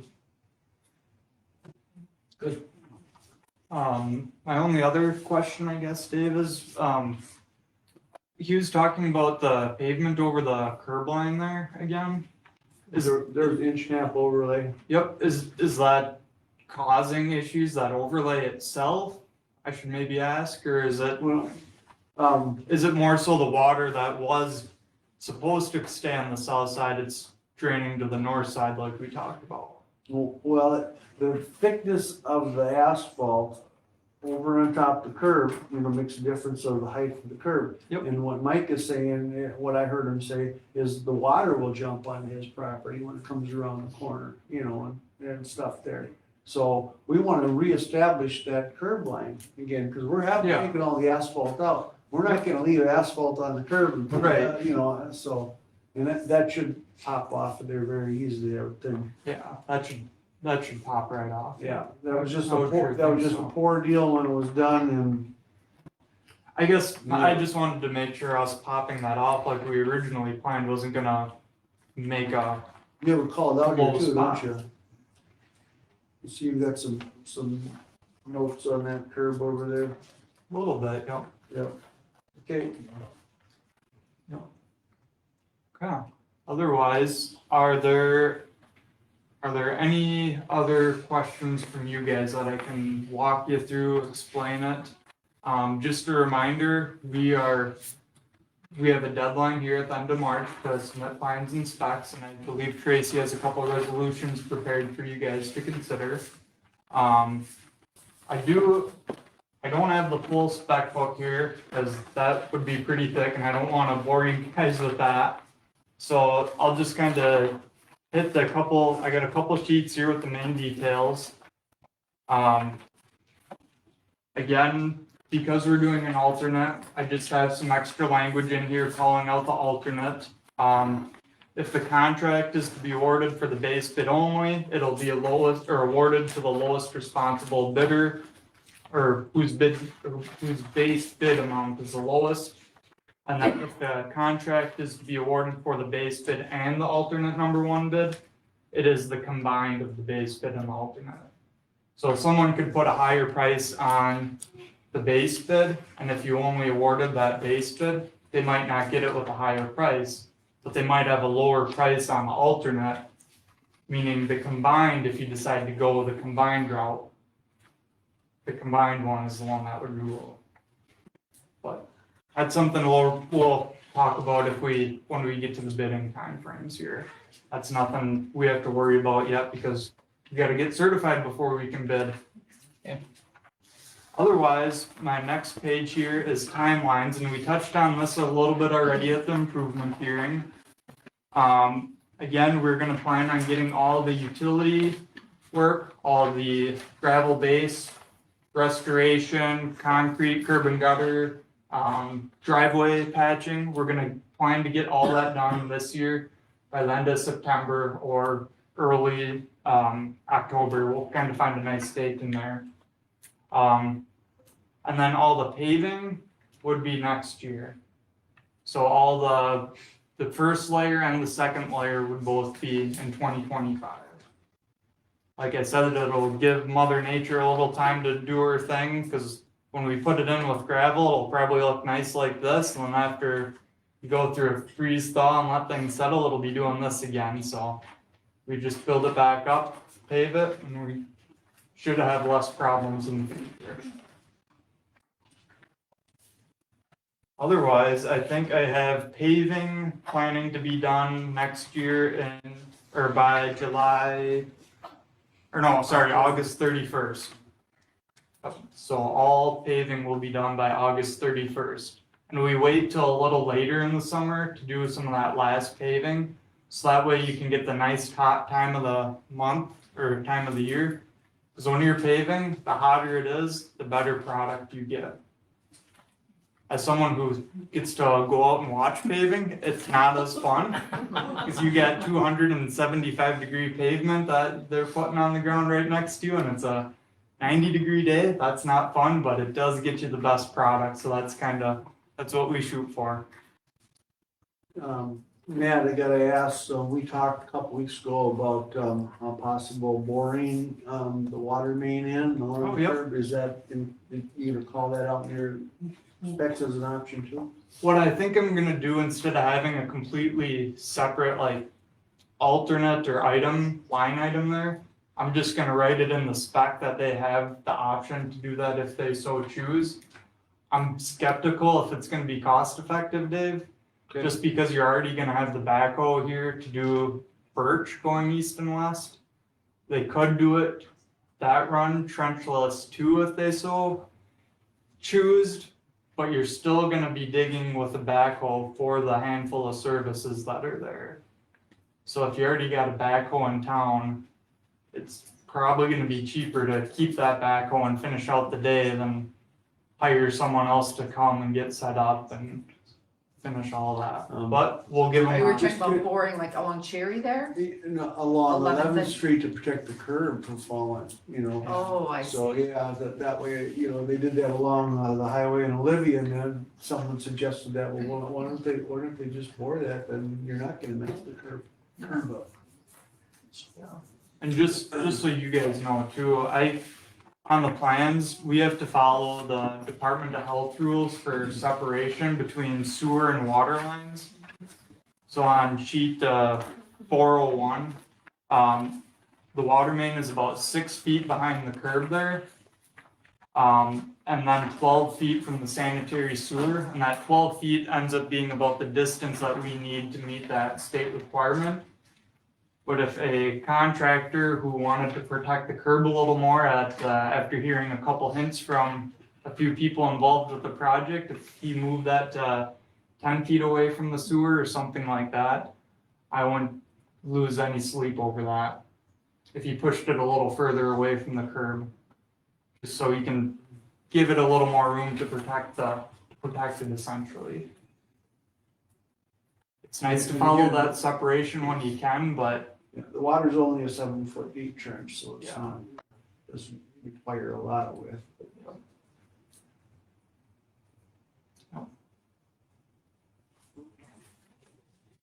otherwise, I think Dave and we've been through the plan set quite a few times here, so I think we got a good handle on it. The spec, I just again, those are the timeframes, and the alternate, they're kind of the particular ones with this. I'll mention too, because it is a PFA project, we have to do we have to comply with the Buy America, Build America Act, and the American Iron and Steel, and then the state and federal wage rates too. So that's one thing to keep in mind as we're going forward, so. Raises the cost. It does. I will not deny that. It definitely does.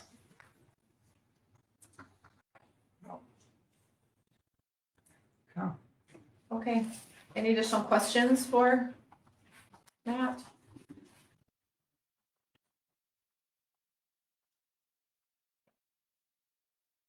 If not, we have some decisions to make. Let's start with resolution 3-24, the PFA loan application for the water looping.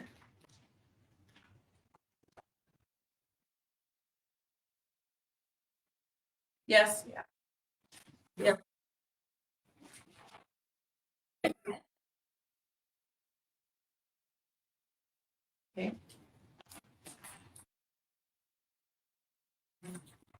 I'll second. Motion and second to approve resolution 3-24 as well as 4-2024. The loan applications for the water looping and the Ranchwood water distribution. Any further discussion? If not, all in favor signify by saying aye. Aye. Aye. Opposed? Carried.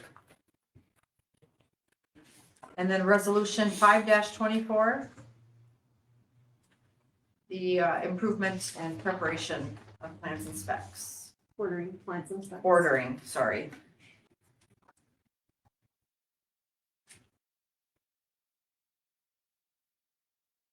Motion to approve, Neil. Second, Krista. The motion and a second on the table. Any further discussion?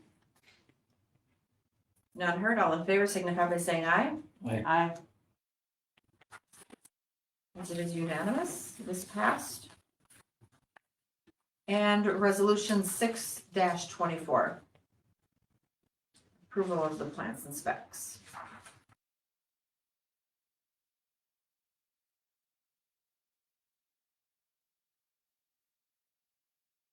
Motion to approve, Neil. Second, Krista.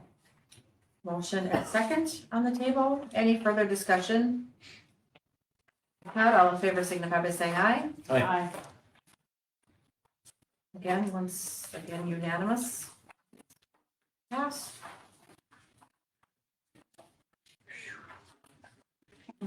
I thought we were gonna have more discussion on that. I thought, no, something else would come up, but nice job. Thank you. Absolutely. I think we hit pretty hard in the improvement hearing, so Yeah.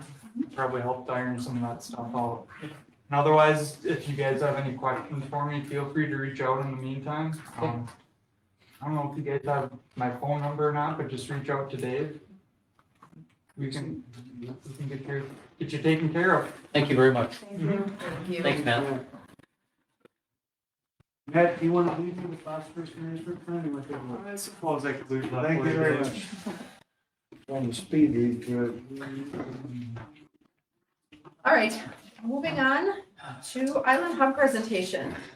Oh, good, Mark's still awake. I apologize, Mark. I didn't snore, did I? No. It's a little drool running down the one side, but that's okay. I'm teasing. Sorry to make you wait. It's been a lot of information tonight, so. I'll have a little bit more too. Well, you all had a little packet that I sent out. Yes. Tried to cover almost everything in it. I got some other stuff here if you need it. So page 1 is the diagram.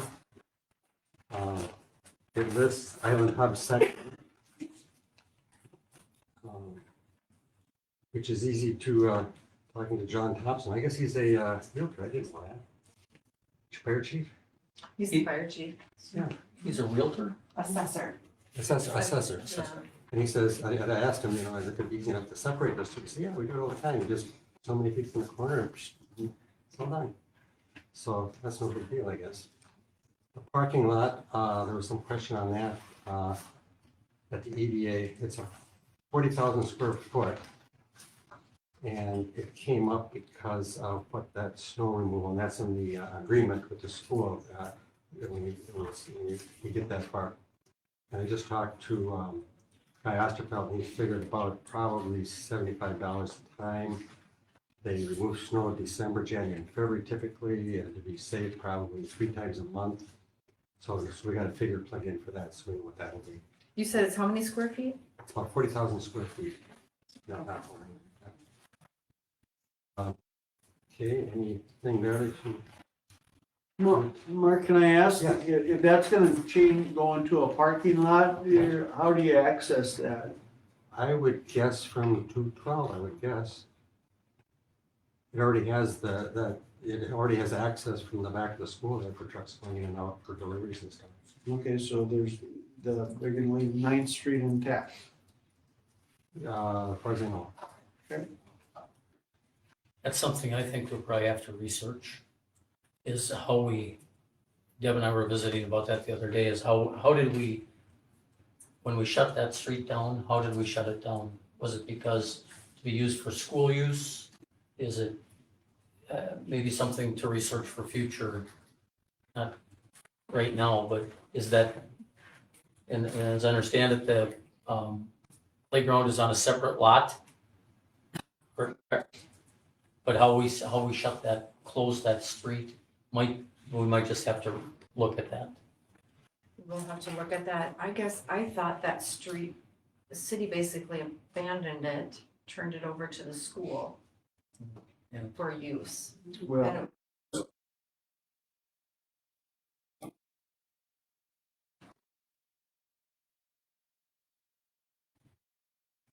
That-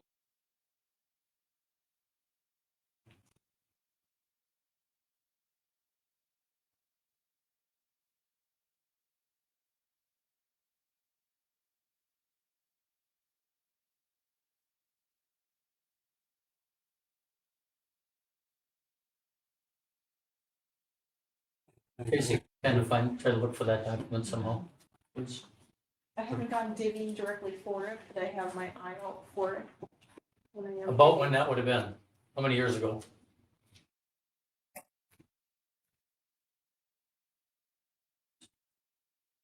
Thank you. And the two playgrounds at school property. Okay. Yeah, if you look on that. Okay.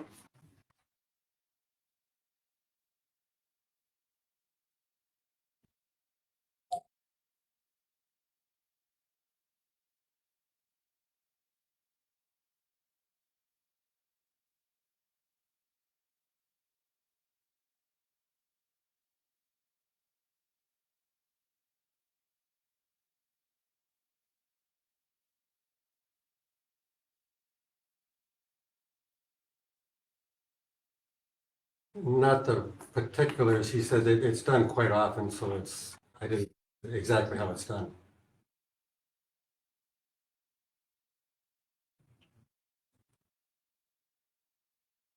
Yeah, he said they separate buildings all the time. There'd be a process, yeah, you'd have to, I'm wondering if it be meets and bounds or something, or if you start from the property line and then go so many feet to that corner and then north, it might be a meets and bounds and so many feet this way and that way, but.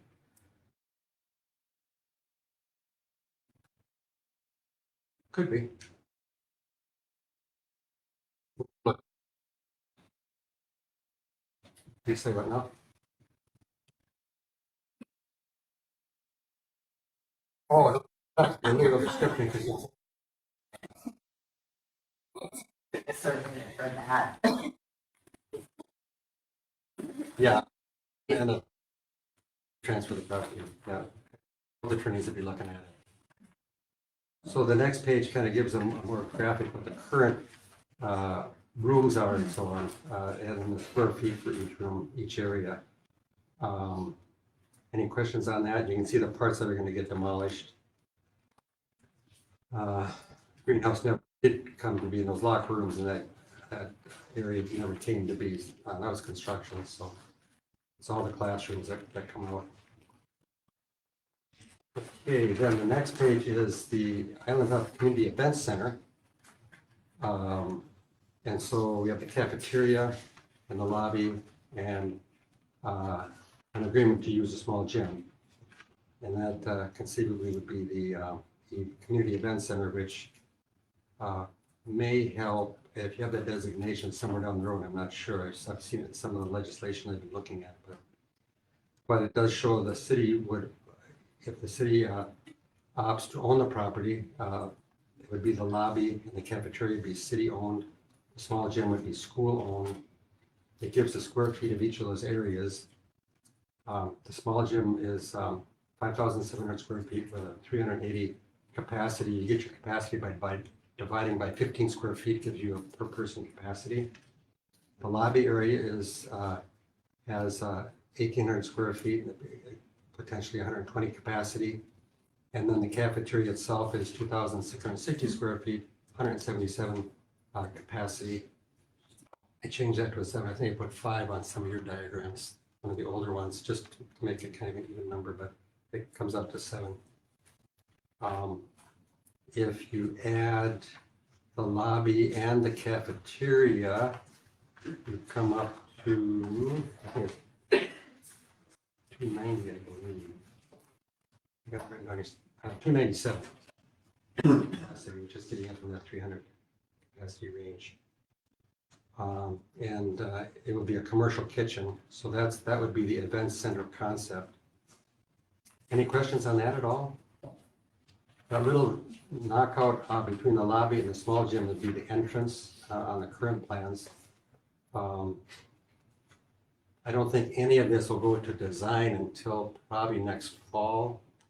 In talking with Jim Metten, they're gonna, this probably isn't known, this summer they're gonna take down the 3-story structure. Well, no, I take that back. There's people in the facility committee that like to see that happen, just to show that there's movement on the project. But in terms of work in the building itself, the only thing they're going to be addressing is the large gym. They're not going to address the small gym. The large gym gets a new floor, and so does the small gym. But with that building coming down, they don't want anything knocking into that floor on the small gym. So all they're going to do is the north gym, which isn't going to be impacted by the building coming down. That's the side note. Any questions on that? Then I guess moving on to the cost. There's a question of a contingency is built in. There's a 10% contingency of 149,000 built in for this project for any overruns. The grand total is 1.987, and that's Nexus estimate, and they're the ones that did the doing all the architectural and construction work on both the Lydia campus and the Rhode Island campus. The old side of the Rhode Island campus is like 6 million is designated out of that 39 million for the Rhode Island campus. And then we put in for 2.06 for our section of the Rhode Island campus. Any questions on that at all? Okay. Then looking at the next page, come to find out in talking to Minnesota Management and Budget that replacement cost 1% set aside. I guess you would call that contingency or a reserve, and then operating costs for 5 months. And when you're talking to Minnesota Budget Management, the bond cannot be used for a reserve, and it cannot be used for operating costs if you're running low to start. But we put in for the 2.06, so we'd have another close to 70,000 that could be used if there's any overruns. Now, my thought was to use that for some of the equipment kinds of things, tables and chairs and those kinds of things, which you can on a first-time basis, but any replacement you can't. So on a first-time basis, there's some of that funds that we could be using, and so if we can't use it for a operating reserve or operating cost or a reserve, we could potentially use that for any cost overrun.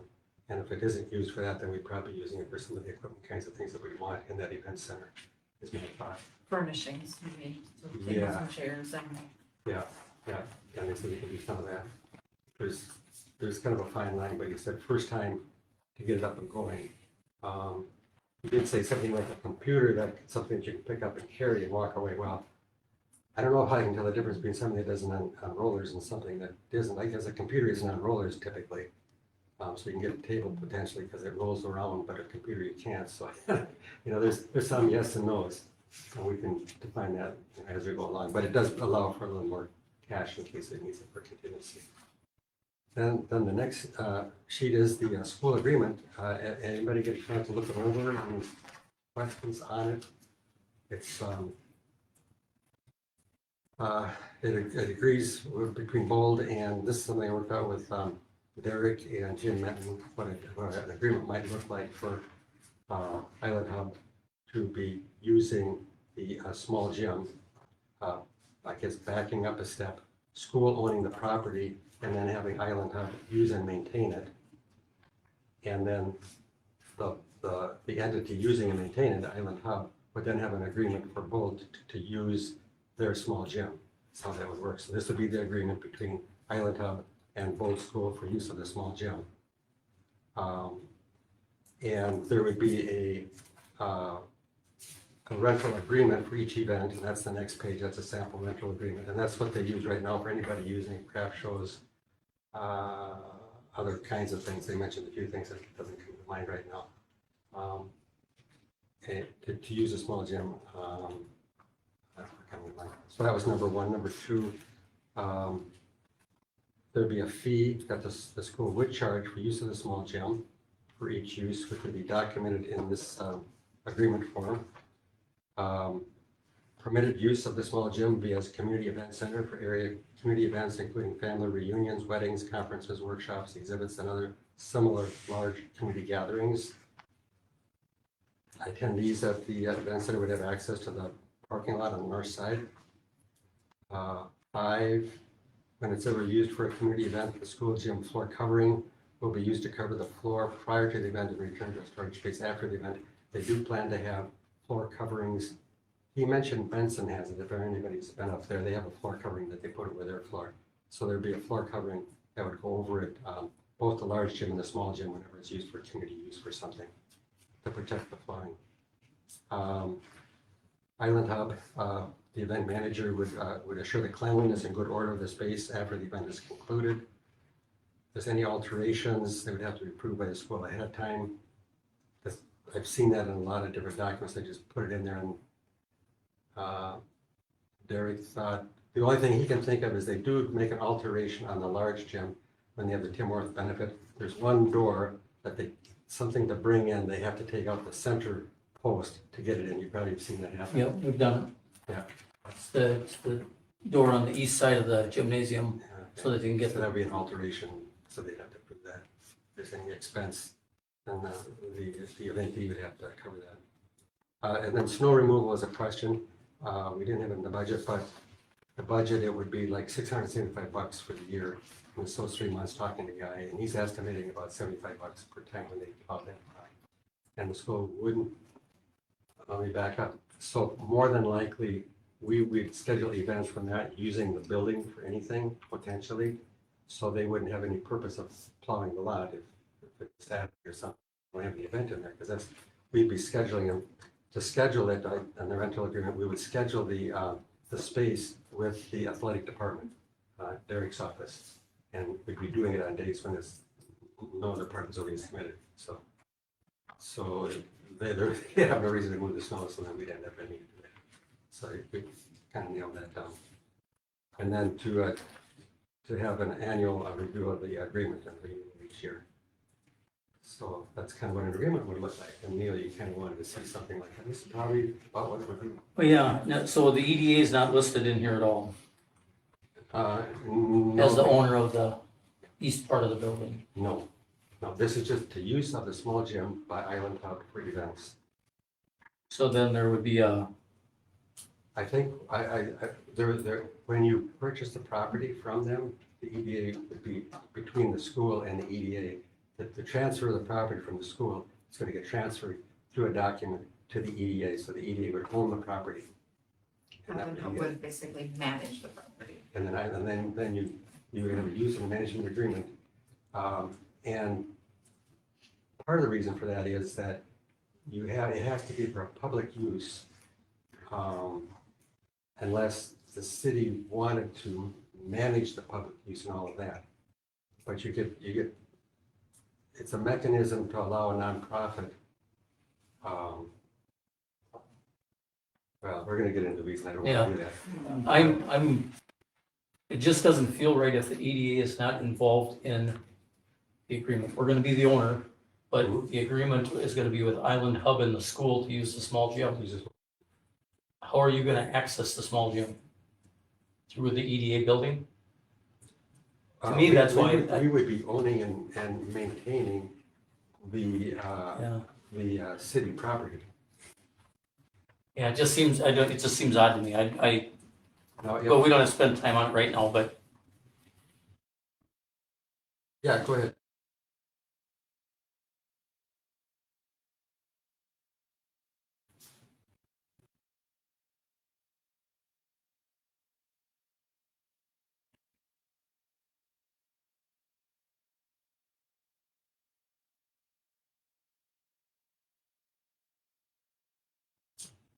At this point in time, yes.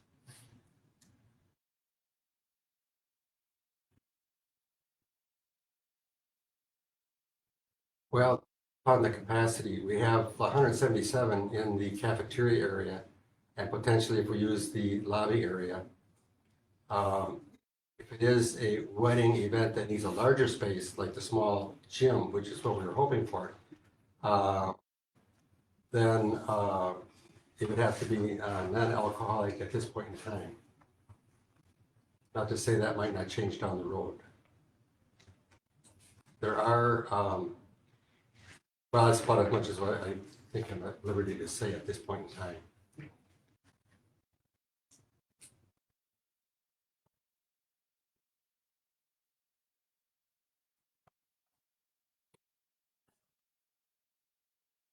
As of right now, yes.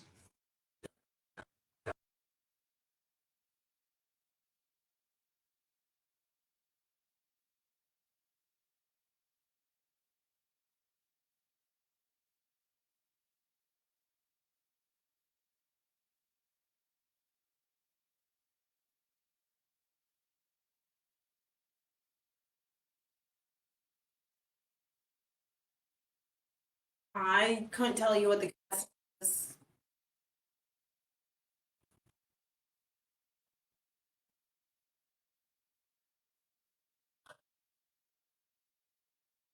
Right. Well, we're all, and for the event center, we're only anticipating one to two a month for events. In the gym, for larger events, probably, and something larger than what the,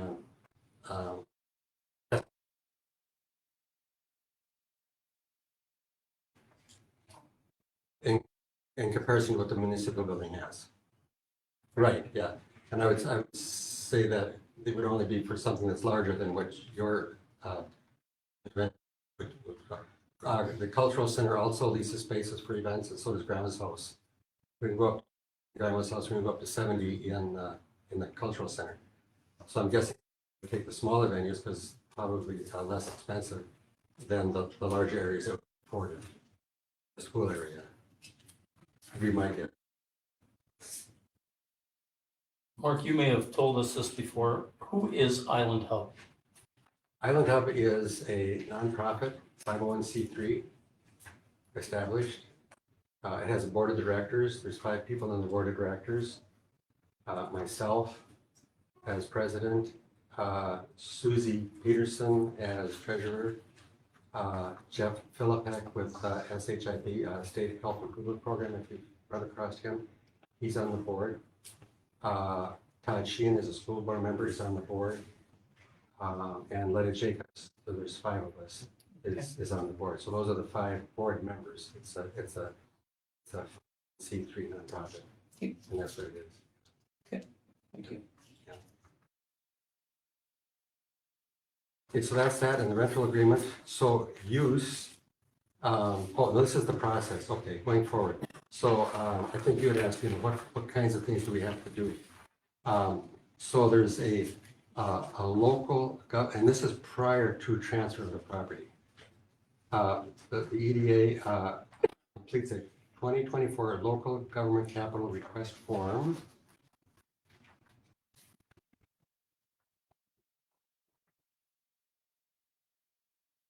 And it looks like this. got some pages of things to do. We do have a sample from Browerville, so we can lift a lot of what they did, what to do about it.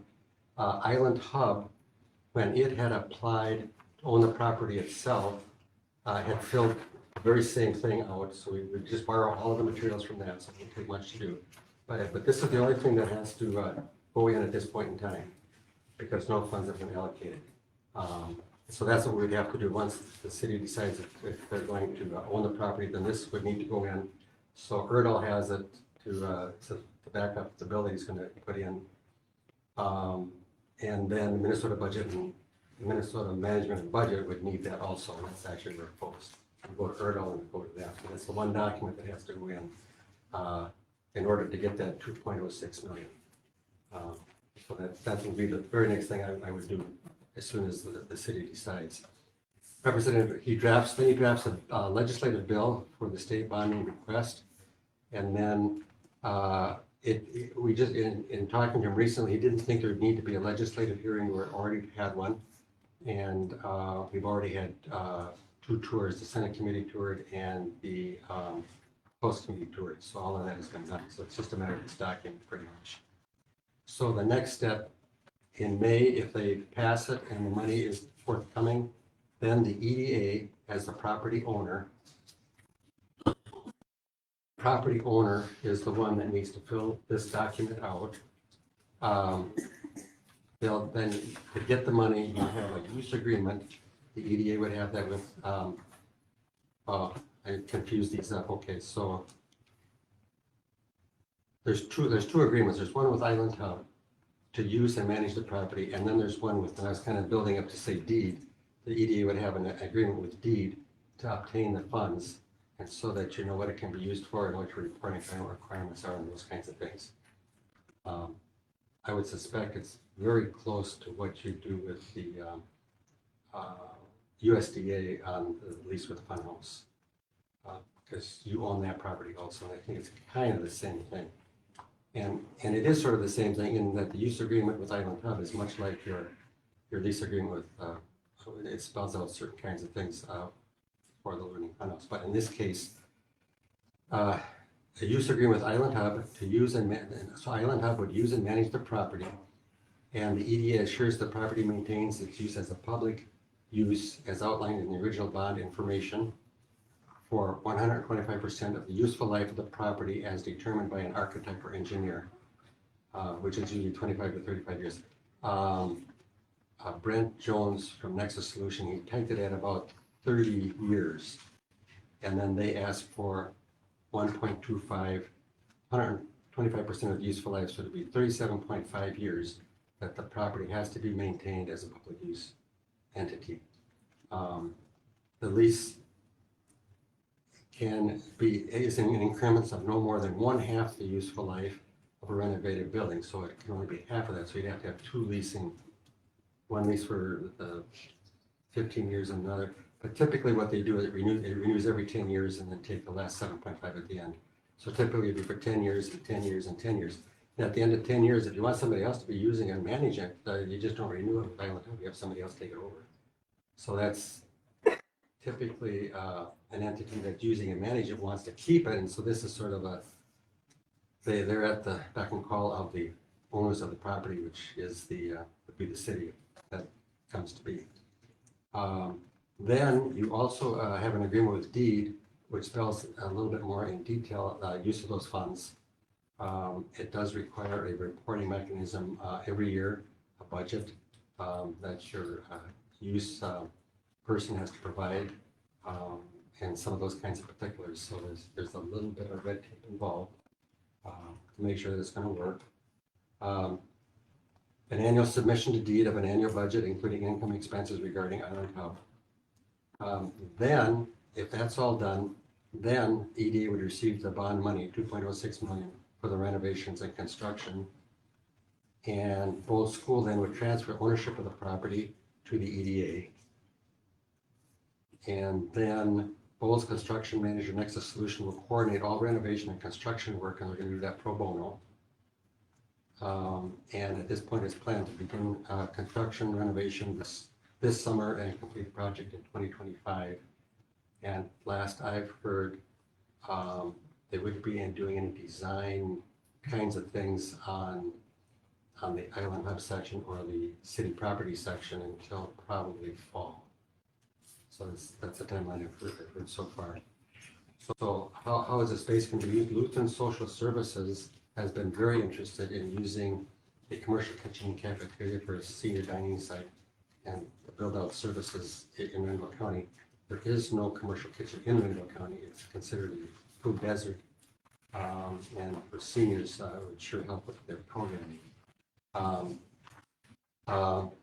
Their director of operations, senior leader, and another staff made a tour of the kitchen cafeteria. They were excited about creating a senior meal site in the space and have their kitchen facility specialist help with the design and when the time comes.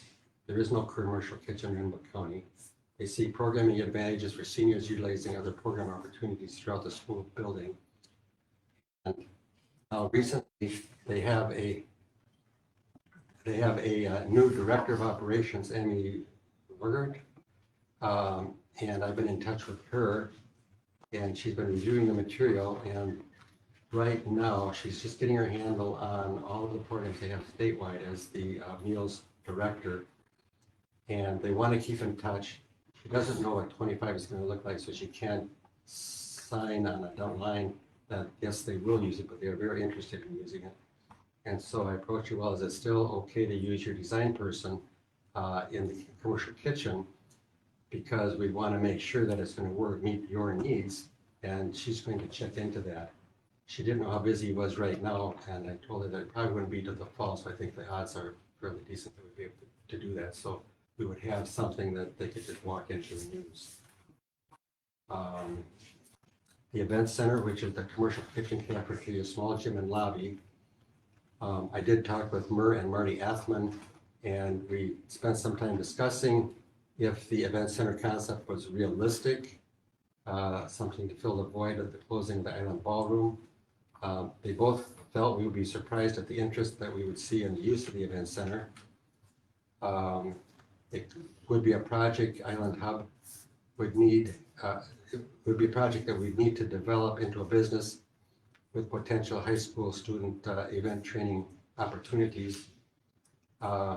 Its space capacity for events will make it potentially competitive throughout Rainbow County. Speaking of the school using it for training and those kinds of things, the Bolt, and I didn't realize that the Bolt culinary team took second place in the Culinary Skills Challenge last April at Marshall campus. And each student received a $1,000 scholarship to the Southwest Minnesota University in culinology. So there is chance to be putting some training kinds of things along with this. The Bird Island Fitness Center, Savannah Ziller has given us her outline of what she wants to do in the room that she would have. She wants to have a satellite in Bird Island. She's interested in having community input regarding the equipment that's desired. Rural Computers is interested in making the coworker remote space functional, and it's in the planning stages. The Cultural Center plans to use, it would be the old director's office area, turn it into a workshop studio space for workshops, classes, and possibly a videography programming and high school student training. And then the commercial kitchen, apart from other use by organizations or Ocean Social Services, would be available for community food preservation, offering classes, teaching families how to grow, source, cook, and preserve their food, building community resiliency and healthier families. Any questions on the use of the different areas? No commitment right now from Lutheran Social Services. No, other than they want us to keep them informed. Let's see, where did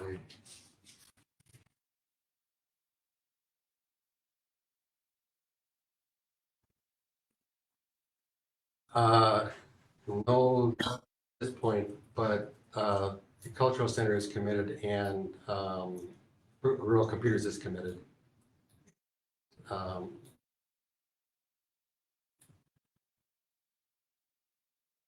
it's a big piece of something we're really hopeful to see. And, you know, if not, we do have a year and a half to develop other kinds of things.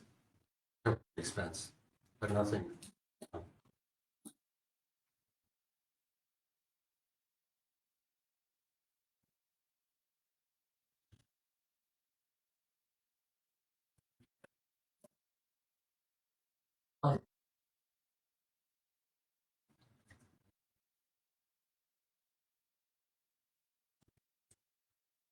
Well, Island Hub could, I suppose Island Hub could be taking loans out and those kinds of things, you know, however it's structured. You have a reporting form that has to go into deed every year as to how it's going. So Island Hub would need to come up with those dollars to meet the use agreement that you have with Island Hub to use the property. And that would be needed for deed at the state level every year something. So potentially Island Hub would be wanting to cover that. It could be fundraising, it could be grants, it could be, you know, a variety of things.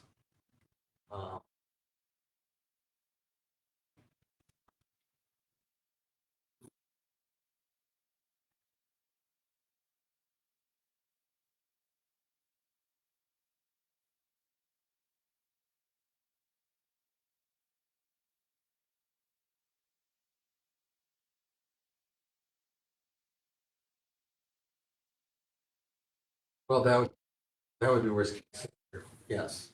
And you being up about it, yeah, nobody else does, yeah, then you have the property. The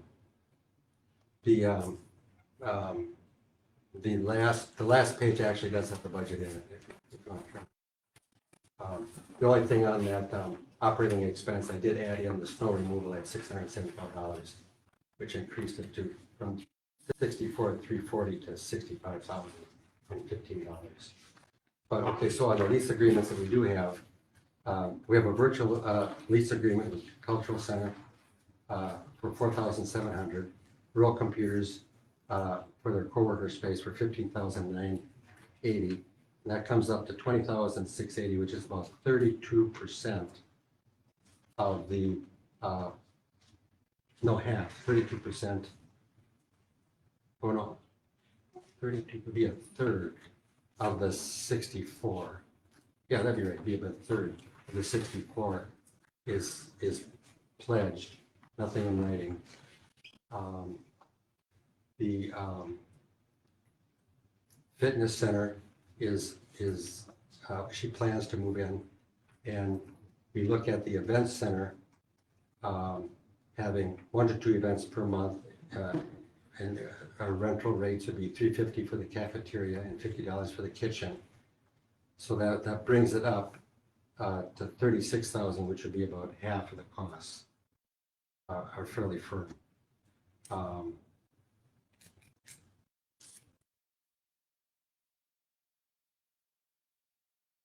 So about half of it is covered from what we can see right now. From social services, and they would if they come forward, they'd have about 28,000 of it, which is the other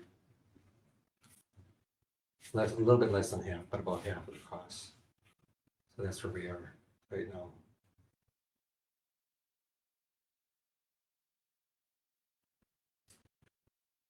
Yeah, there's a reserve built in.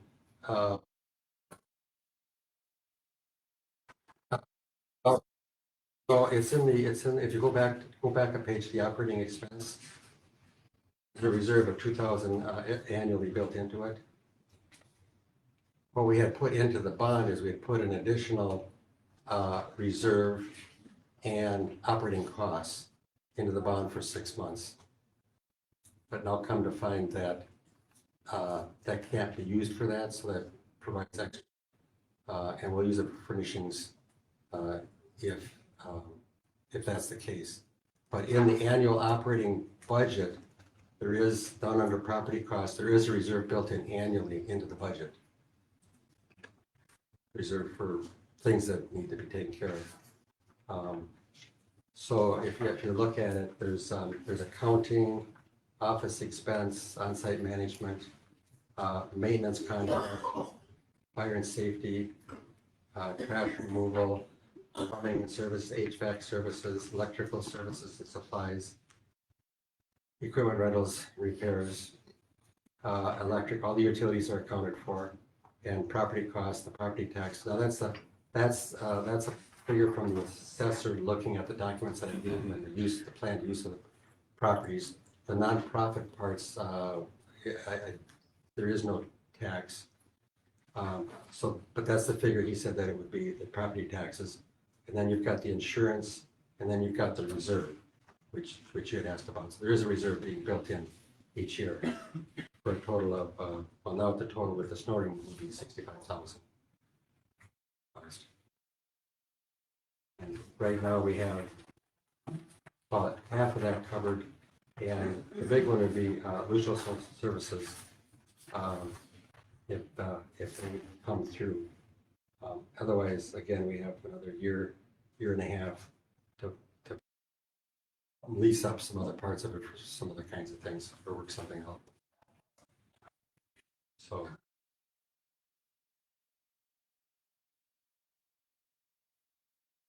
Correct.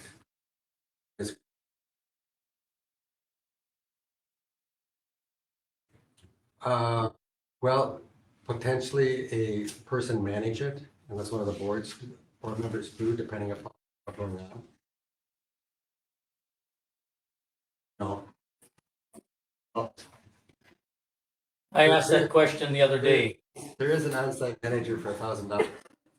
Jeff Philip, Jeff. Yeah. Well, that was beautiful. I mean, he ran the YMCA in Romer for many years. And he said, because it's just, it's some contracts and this and that. We have janitorial services budgeted in. So that would be for staffing. People will pack their own place. We'll keep our workshop clean. Rural Computers take care of their spots. So, and then it's a matter of the kitchen and the cafeteria. So.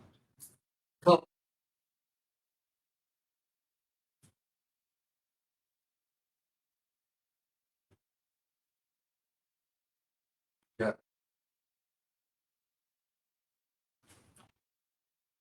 But the main thing is, we built 6,500 in for a maintenance contract. We have plumbing and services, and we got 2,000 built in for any plumbing issues. Any HVAC issues, 3,000. Any electrical issues, 2,000. And again, for the first X number of years, it's all brand new. I mean, all of these things are going to be brand new. So hopefully there would be expense to start with. Down the road, it's going to, and if we want the useful life is 30 years, and you said that if you maintain it, it's going to be longer, and we want to, so it's longer. Our plan. Oh, I appreciate all of When, go ahead. No,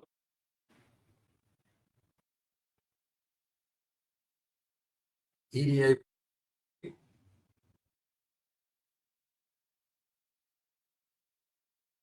We talked about it at the last meeting, and there was an option of covering half the expense with the school if there's any shortfall.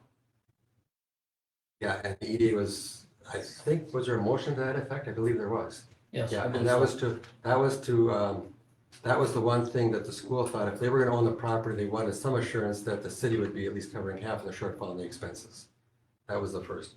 Now, several weeks after that, Randy Turstick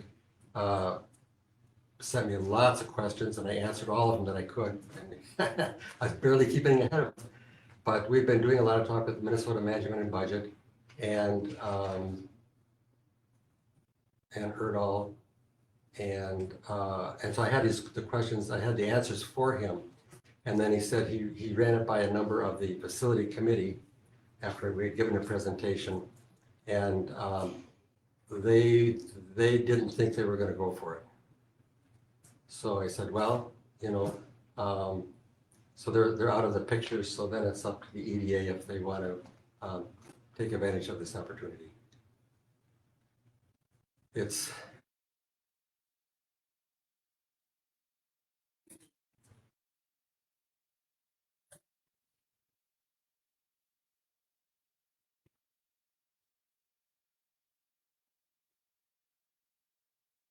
Yes. there's, that would be the fallback, yeah. Yeah. In the black, not the red.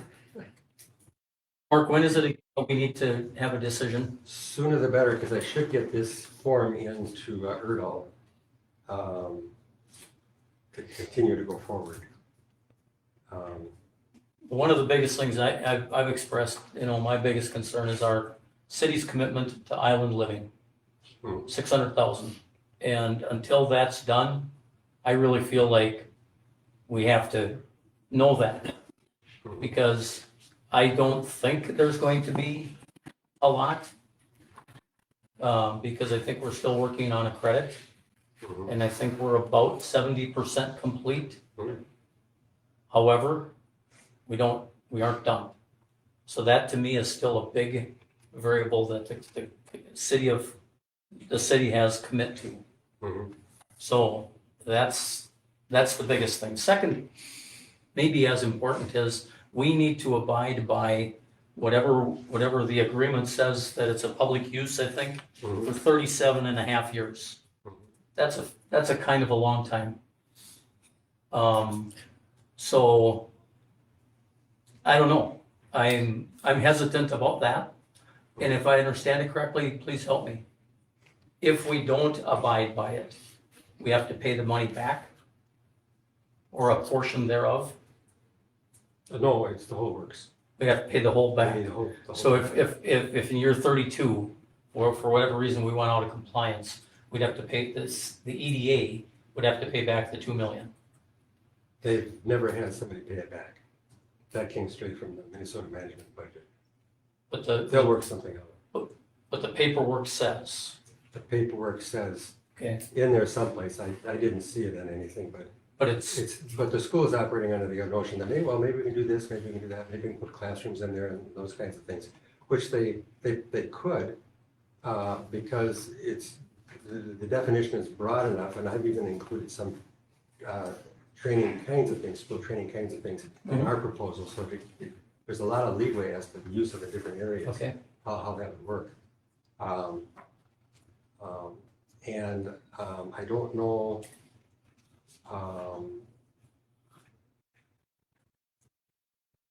well, so if the school was gonna take it over, if the city found a use for it that could be a public use along the framework of what the bond was originally, it was a multi-purpose community event kind of a thing, they could do that too. And it wouldn't require repayment.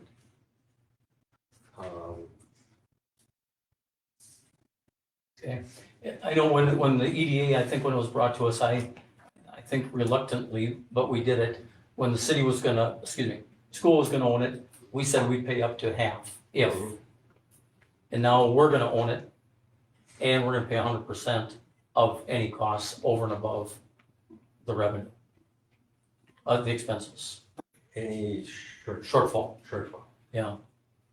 So it's quite a different scenario. I guess to me, so I think those are Instead my, of half, it would be full, it would be the full shortfall. Right now, we're anticipating, with what we have in hand, we've got half of it covered, so 30,000 a year. we get, a third of it covered with real computers and cultural center. So, yeah, Okay, well, I'm counting the use of, some people that want to use the cafeteria, yeah, potentially some community leasing of Okay. the cafeteria and then the fitness center. So we're kind of looking, there's nothing signed for yet, but I think that for sure is pretty well in hand. So. So part of the use agreement would be for use of the small gym. But if the school decides they want to use the commercial kitchen for a culinary program, do we then rent that back to the school for use? Oh, yeah, yeah, we're looking at any, yeah. Any of those spaces, yeah.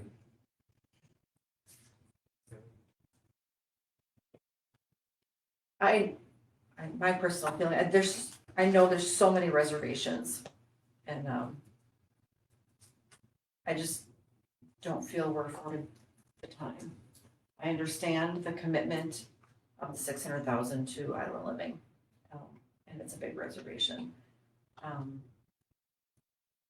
But if we wait, I mean, this is the opportunity to get the dollars to do it.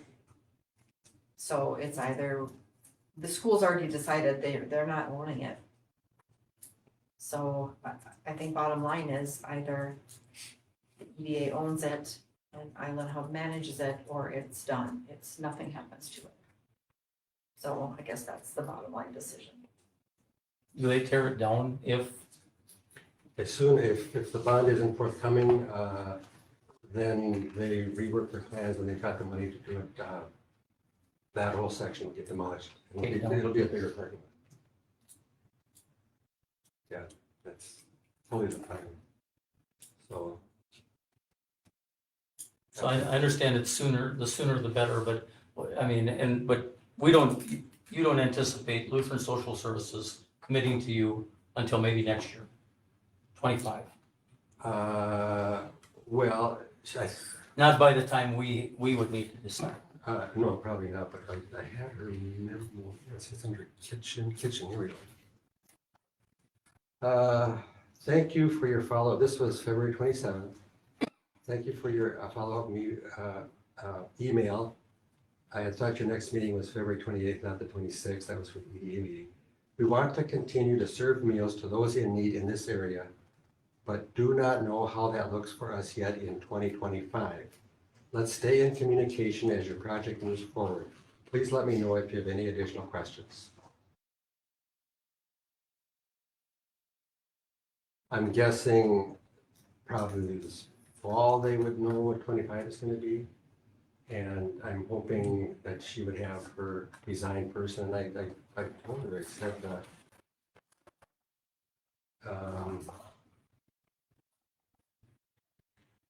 let's see. We would love to have input from Dean on the design of our commercial kitchen in Bird Island. The Dean Menardi is their property director that designs their projects. It would not commit you to any future use, if there's any reservation on her part, but it would be extremely helpful for us to be assured that we have a commercial kitchen that would be functional for use in the future if you find it fits your plans. Do you think having Dean help us would be possible? We share your desire to continue to serve meals to those in need and necessarily look forward to staying in touch as our project moves forward. So she said, I did receive I sent her a voicemail too. I'm not sure what our design team's availability is right now, but I can check. I know that Dean does not live in the area. Let me check and get back to you. And I told him I just found out we wouldn't be doing design work until the fall. If you can check with Dean for the fall, well, that would be, we probably will keep you in loop on the progress. So they're not closing any doors. It's not committing. Yeah, at this point. Yeah. Okay, yeah. No. That's my, so.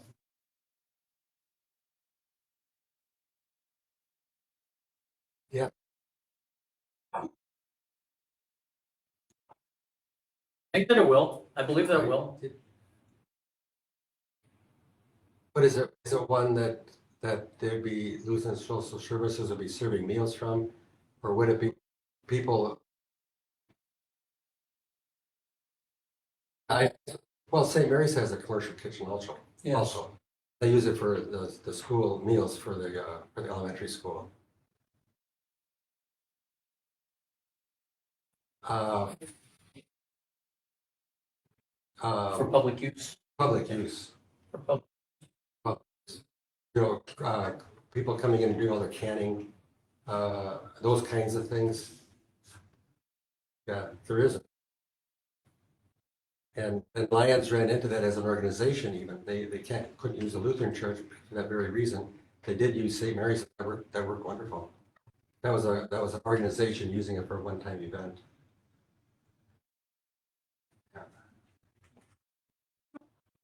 Well, I was the one that asked Mark to come here because from our EDA meeting, I think, again, you said it, Deb, the EDA doesn't have much if it doesn't have the city backing. So I thought it'd be fair that we all should hear this. And if we're gonna make a commitment that it seems backwards. Normally the EDA would be making a recommendation to the city maybe. In this case, I thought it would be prudent to have Mark address the council.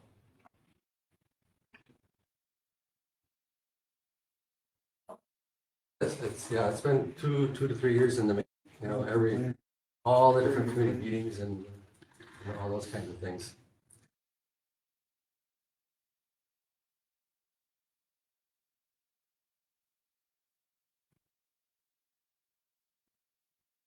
Right. Yeah. Yeah. Yeah. Yeah. Yeah. I think you've got a strong team in Island Hub to make it work. Has Jeff put in like a long-term commitment, Jeff. Philip? Ship will help with some things in the kitchen area. There's some things that you mean by a long-term commitment. Like for because you had said was he gonna do part of like the managerial aspect of it? Oh. I just referenced him that he thought that putting $1,000 in there for managerial would be, well, but to answer your question, he is on the board, so yeah, he will be involved in what we do about it and how we. Is it just or will it he's entering the age of retirement, and so he's not a resident of Renville County. His commitment would be the same as the 5 board members. So there's myself, Susie Peterson, Jeff, Letta Jacobs, and Todd Sheehan. Mhm. Those are the 4. But Todd is a school board member representative on the board. But no, say Jeff retires in the next 2 years, Mhm. then will the next ship person out of Renville County take over his position? Or is it I guess we would lean a little bit on his recommendation. I mean, if we could, I think it would be good to get a ship representative on a board. The more diversity is better, and I think he's provided a lot of input for the purposes of the project. Mhm. Yeah. Yeah.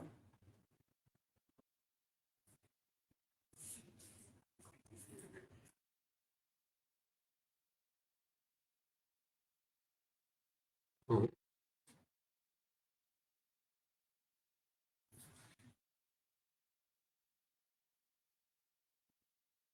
Well, I would rely on Island to to manage things, take care of business. That's the whole point of putting them in. Yeah. It is part of it, I feel that this collaboration with Island Hub was used as reference, was used as a collaborating partner when they were trying to get the referendum passed.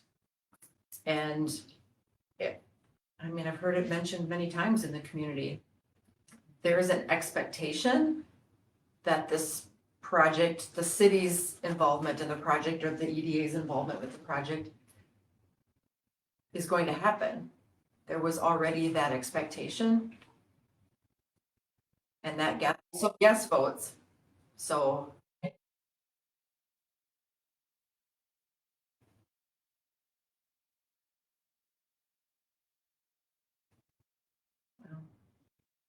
that may be the case.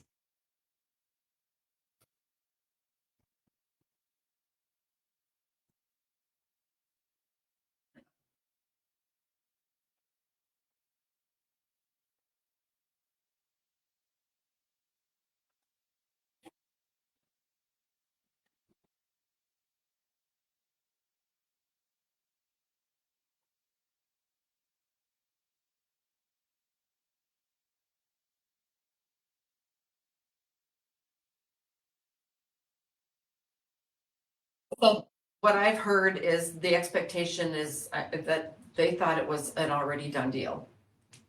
They felt that was sold as part of the referendum, that this was a project that was going to move forward with the city collaborating with the school to use that building for the part the school didn't want.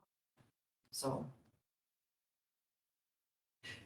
No, it was just referenced as part of the referendum, that it was a partner, yes.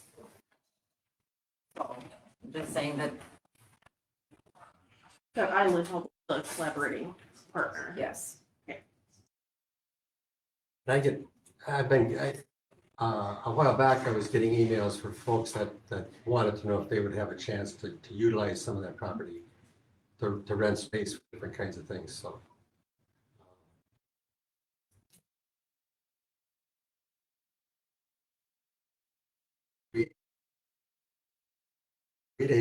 We hadn't anticipated being in this position. We were all the paperwork done for Island Hub to own it itself.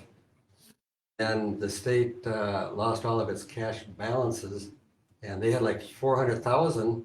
When I did that talk up in Wilmer, and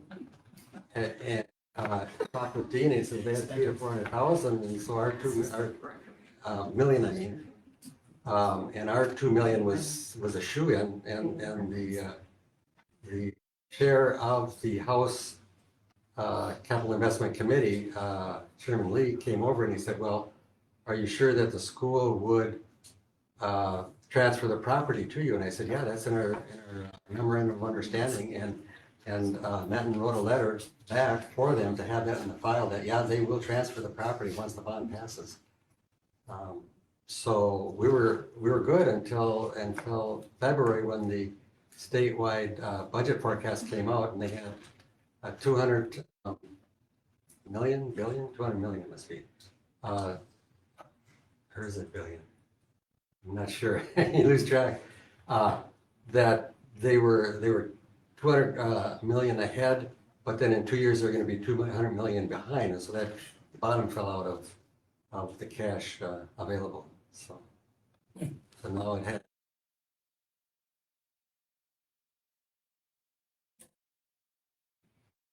Yeah.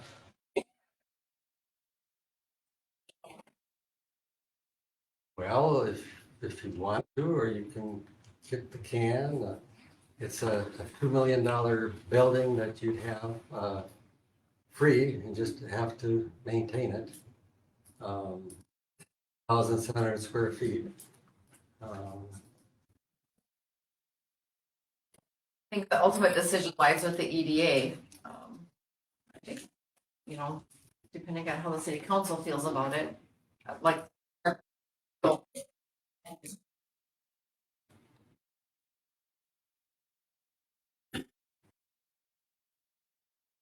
Yeah.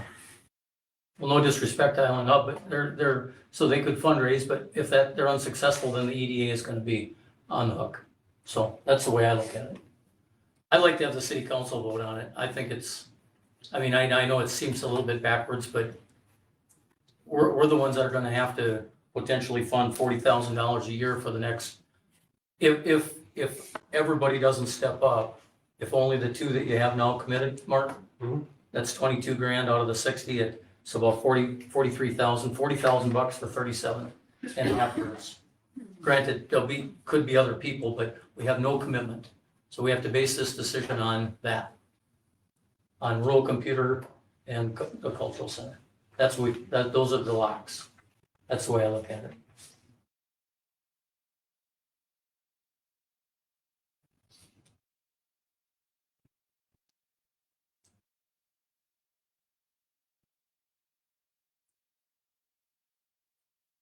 Well, the EDA meets in a couple of weeks. Question is if you want to hold tight until the next meeting, March, April, you'd still be a month and a half ahead of when it probably be getting.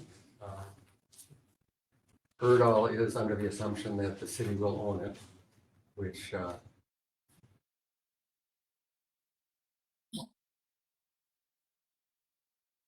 I said EDA. that the EDA is going to own it, which keeps us at the forefront of his pushing things forward, so. Yeah. And at some point, somebody will probably give me a call and say, well, where's this form that says that the EDA is gonna own it, but so far that hasn't happened, and I don't foresee that happening, so. Well, I don't know that the ADA, I mean, I guess I sit there, you sit there. I'd like to have an understanding what this group is interested in doing. Because it's very easy for Julie and I to say, sure, let's do it. But then we gotta come back to the city and get the money. Potentially. So I guess I'd like to have the city council say what their thoughts are.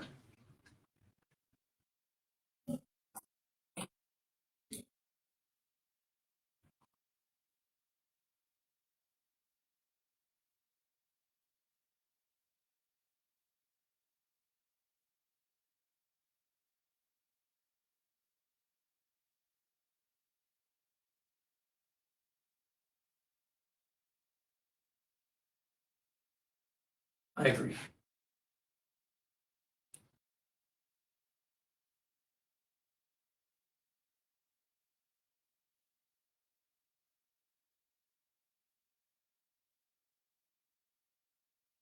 It cost us a couple $1,000 to move the washer and dryer from my mom and dad's basement to the next level. Electrical and plumbing, so. If we get,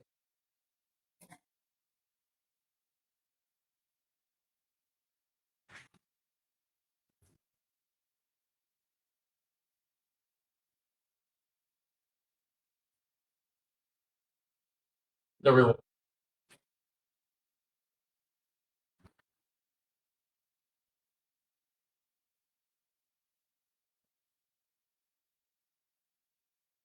well, we don't have a large venue for the city. We don't have another ballroom.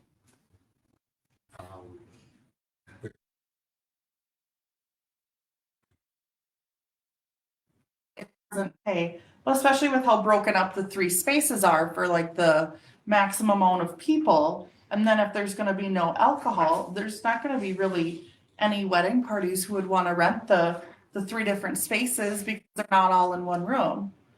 They want like the small gym as one large facility area so they could have their party in there. On the EDA owned property, alcohol would be allowed. But you still wouldn't have the seating capacity as one large area. So say if you're gonna have a wedding party, you're gonna want your people to be sitting in the small gym, and then you would potentially, yes, need to have the lobby and the cafeteria for the food and whatnot, but your main seating is gonna be that small gym. And that's where there's no alcohol allowed. At this point in time. Yeah. But for Well- how broken up the spacing is. don't you think it's fair to, it's a school property. They're not gonna, are they gonna let alcohol be in there? I mean, you're implying that they might, but I think that's a stretch. I think so too. I mean, it could change, but Mhm. but if you're asking us to make a decision today, we have to base it on the decision that there's no alcohol involved there. No ducks unlimited, no pheasants forever, What no does deer the school hunters. plan to use that small gym for? It's a practice gym. Don't know. They're putting it on the floor. They use it now for gym space. Do they do competition things in there, or is it just practice? Just practice. Yeah, I think it's a practice gym, so they're playing. And the large gym is a commercial gym. But they do have some events, I think craft shows go in there, and then they would be rolling that cover down over the floor when they have for community kinds of things. I could foresee that if the cafeteria for mid-sized gatherings, alcohol use and proving to be quite successful. There is legislation for things to be done on school property, use of alcohol. Litchfield has at their ball games, which is on school property, they have a bill at the legislature right now to be able to have, to serve alcohol on at the sports facility on school property. So it's not in a school per se that has kids going to classes and those kinds of things. It's a community, the whole concept was this facility is more of a community orientated event use area for athletics, theater, dance, for worker space, commercial kitchen, studio space, fitness center. So it's all community kinds of events is what it's designed for. I guess I could foresee the school board, if they see it as successful, not having a problem with having alcohol in the small gym 1 or 2 times a month for a large wedding kind of thing.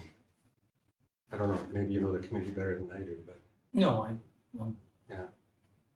I just know there's alcohol involved and hasn't been alcohol on any school grounds. So that's, I mean, maybe it's different, but I think, I don't know, how should we handle it? How should we move forward? We have lots of other business to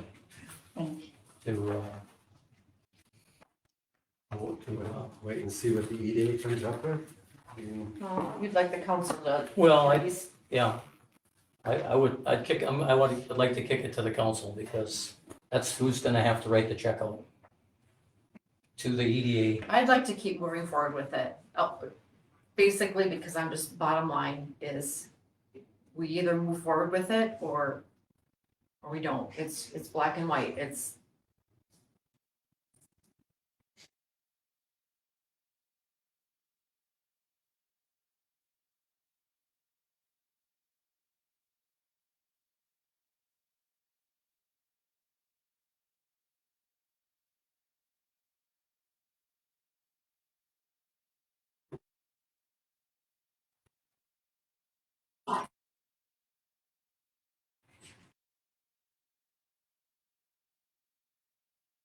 Well, we just have to get the fitness center to sign up, and then I don't know that we'll get any advertising for use of the cafeteria yet, or the kitchen area. That'd be another 600 a month. But if we had these a little better firmed up, that would be half the cost, be 36,000, and then that would leave 28 rather than.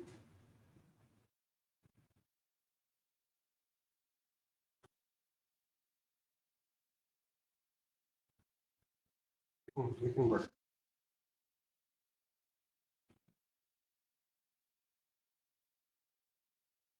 Hmm.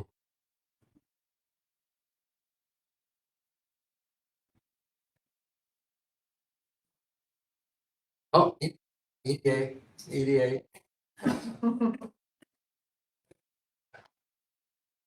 But I hear you, what you're saying, yeah.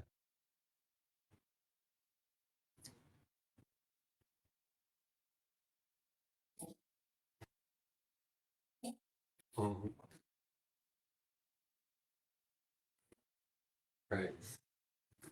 Right.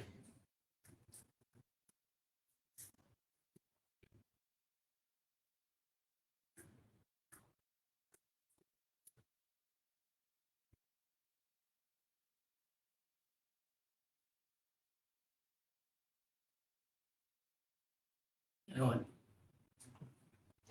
Well, I mean, if you're if you're kind of black and white, you could do a vote. If you said you. Well, and you're trying to pass. If it can be to the satisfaction of the city council that they're only going to pay no more than half, pending that there's an assurance that they're paying no more than half, and then the EDA can take a run at it. I don't know what you want for a motion.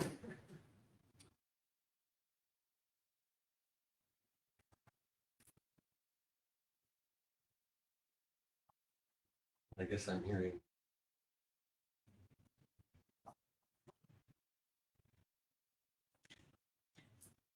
I'm not sure. You think it's easy for the EDA? Where are we gonna get the money to pay the bill? Is the city council gonna give us a check for 45,000 if we come back and say need it?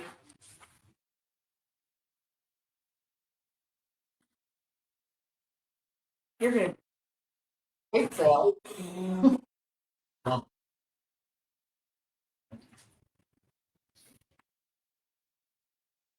Oh, that's number 20. Yeah. I would love to kick the can down the road for as long as we can. I just know ultimately we have to make a decision, and I don't know that we will have any guarantees before that time comes. And if we can't come to a decision and this whole project is, I mean, the money's available now. And it's not going to be a year from now. If, no, come May, if we don't take it now, come May, the money, this bonding issue will be gone and the school will tear down. It'll be gone. Yeah.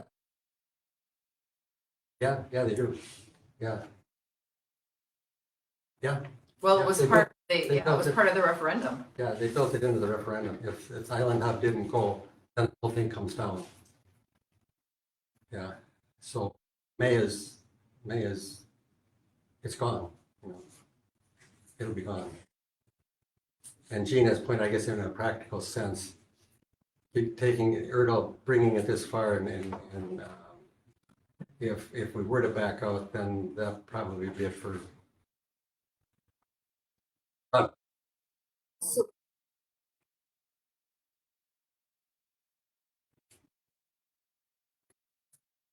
Well, no, I don't mean to put it, I just that. I agree with you there.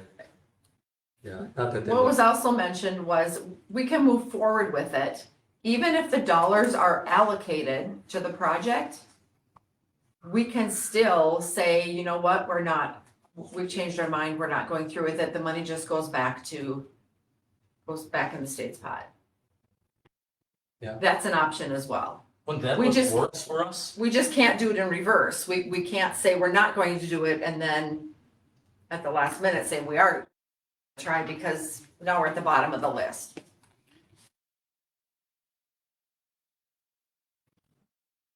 And then would we know before the school's deadline in May as to whether or not we get this funding from the state? Well, the school's deadline is the state's deadline. Well, the only reason they say May is because that's when the funds have to be allocated. Okay. Fine, because the legislature ends at May and the bonding bill, if it hasn't passed by May, it goes into next year. Okay. So that's where they base it upon the May timeframe. If the 2.06 million isn't allocated in this legislative session, maybe I should say that, then it triggers them just taking it all down. Like the Island Hub The section, Highland Hub section. the Island Hub section. Yep. But they would still keep their Yep, portion from the small gym Yep. to the west. to the west, exactly. And anything to the south, the west, and the north, yeah, that all stays. Yeah. Okay. They've got 6 million in the current bonding proposal to take care of that. Mhm.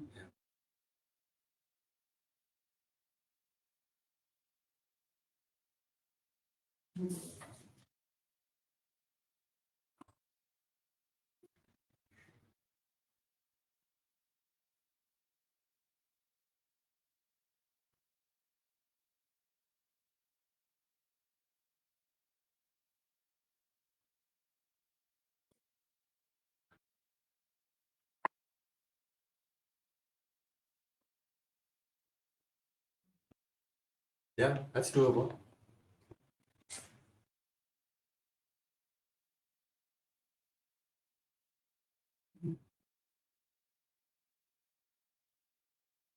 Mhm.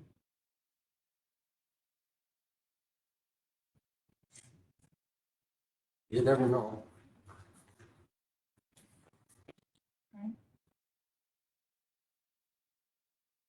Is that a good enough? I'm Okay. gonna go to the EDA with. Consensus of this group? Yeah. Move forward, see if we secure the funding. Okay. Then we'll make a decision if that doesn't happen. Thank you, Mark. Oh, you're welcome. Thank you.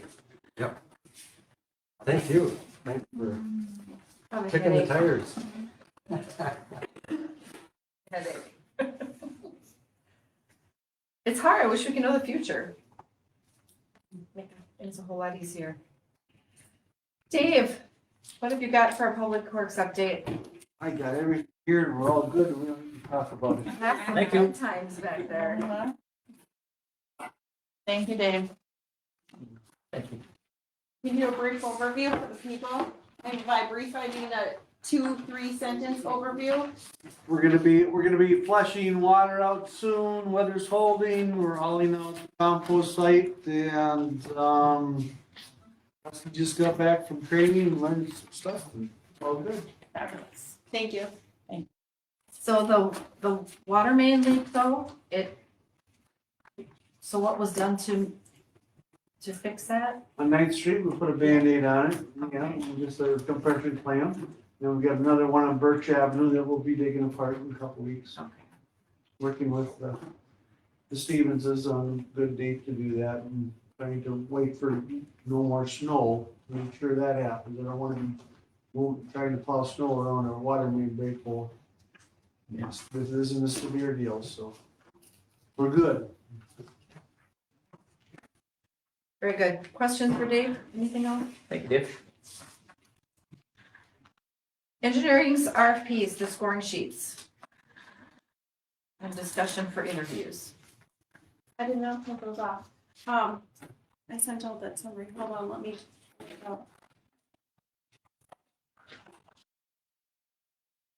Thanks, Mark. Thanks, guys. Thank you. Good night.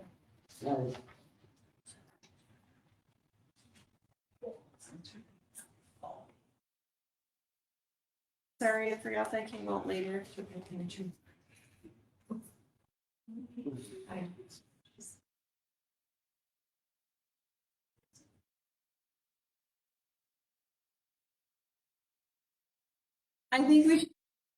I think we should interview the top 3. Mhm. People. Oh, that's what I was looking for. Bolton Mink. Well, you wanna look at the sheet? Yeah, I don't that's wanna- what I was looking I for. don't wanna read her, I don't wanna read her off. ISG, Bolton, Mink, and Bollick / Interstate. We're the top. ISG, Bolton, Mink, and Bollick / Interstate. We're the top. I think we should set up interviews, and I would like the whole council to be in on the interviews. But it's not I would not stream them, do a live stream of them on Facebook, because then the others can hear the questions right away. So I would do them here without the live stream. Obviously, you'd have. Open meeting, yep. Right. Right, but I would not stream it live on Facebook. I would just, they would have to show up here to be able to hear it.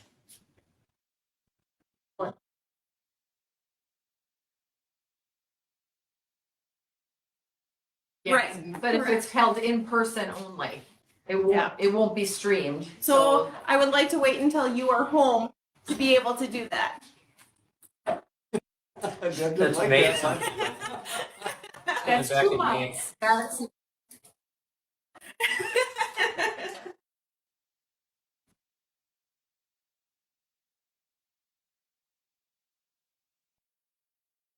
Right.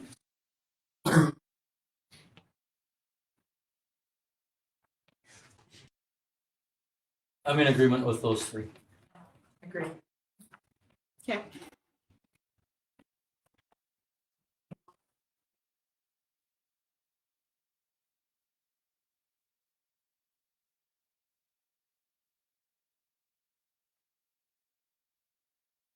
Yes, I'm working on putting a list of those questions together and then trying to figure out as to like when we actually want to do the interviews as well. So council, yourself and Dave, Yes, I think all 7 of us. Yep.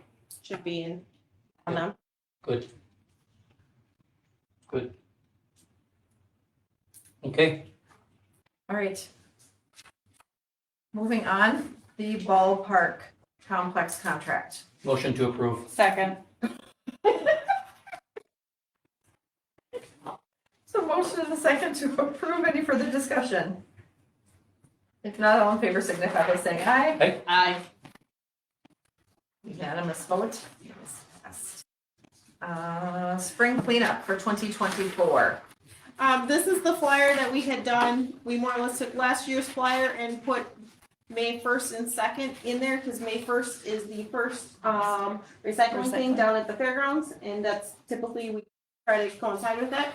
So we put those dates in here, and then, as in years past, city staff would like to be able to do a half day on that Friday. Sounds fabulous. We have not yet, we just remembered about this on like Friday. So, I did make an inquiry if Sweetman was able to do that, and they're asking for details to quote it, so they're able to. did you scoot over?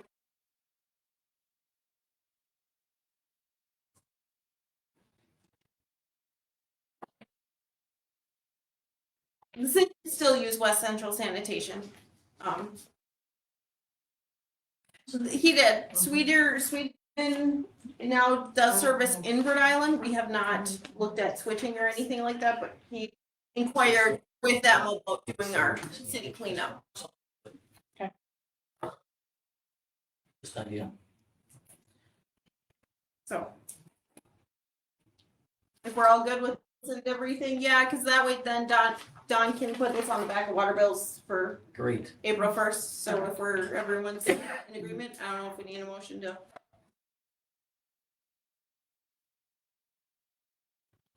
I'll second. Motion and second approving the dates May 1st and May 2nd, 2024 as Rhode Island City Spring Cleanup. Any further discussion? Will somebody get a hold of fire department for staffing? Yeah.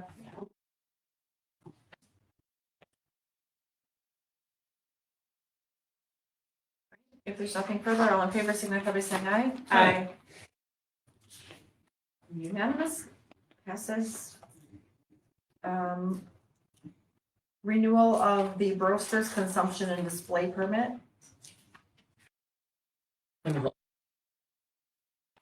I'll second. Motion and second to approve, no changes from the previous year.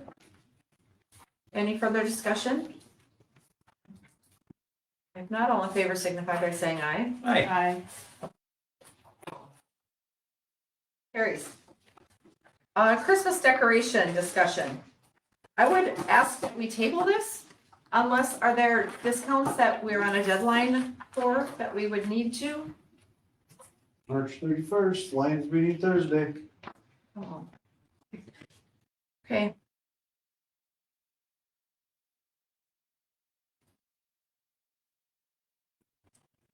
We don't have any now.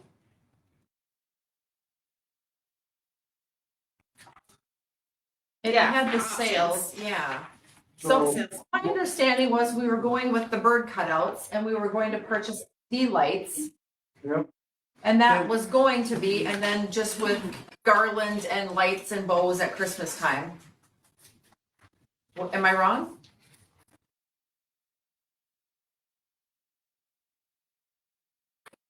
Mike?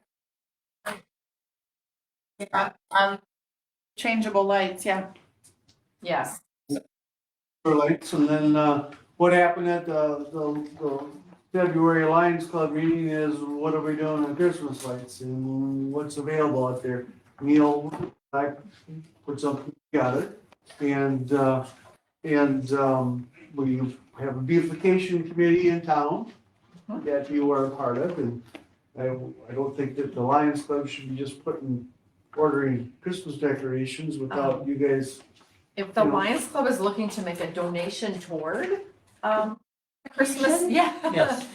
That, we would be very open to that, and in fact, we can schedule a meeting of the beautification committee. And I know we looked at, garland and lights and, you know, to update, so we're not spray painting bows and wreaths again. And if they're willing to do everything at once was very expensive, even with the minimalistic view that we had. I think we wanted those bird cutouts and the LED lights to kind of be the focus. You know, change the coloring of the lights at Christmas time, great. Yeah, but we can schedule a meeting and look at costs and come up with a cost estimate to do all of the polls.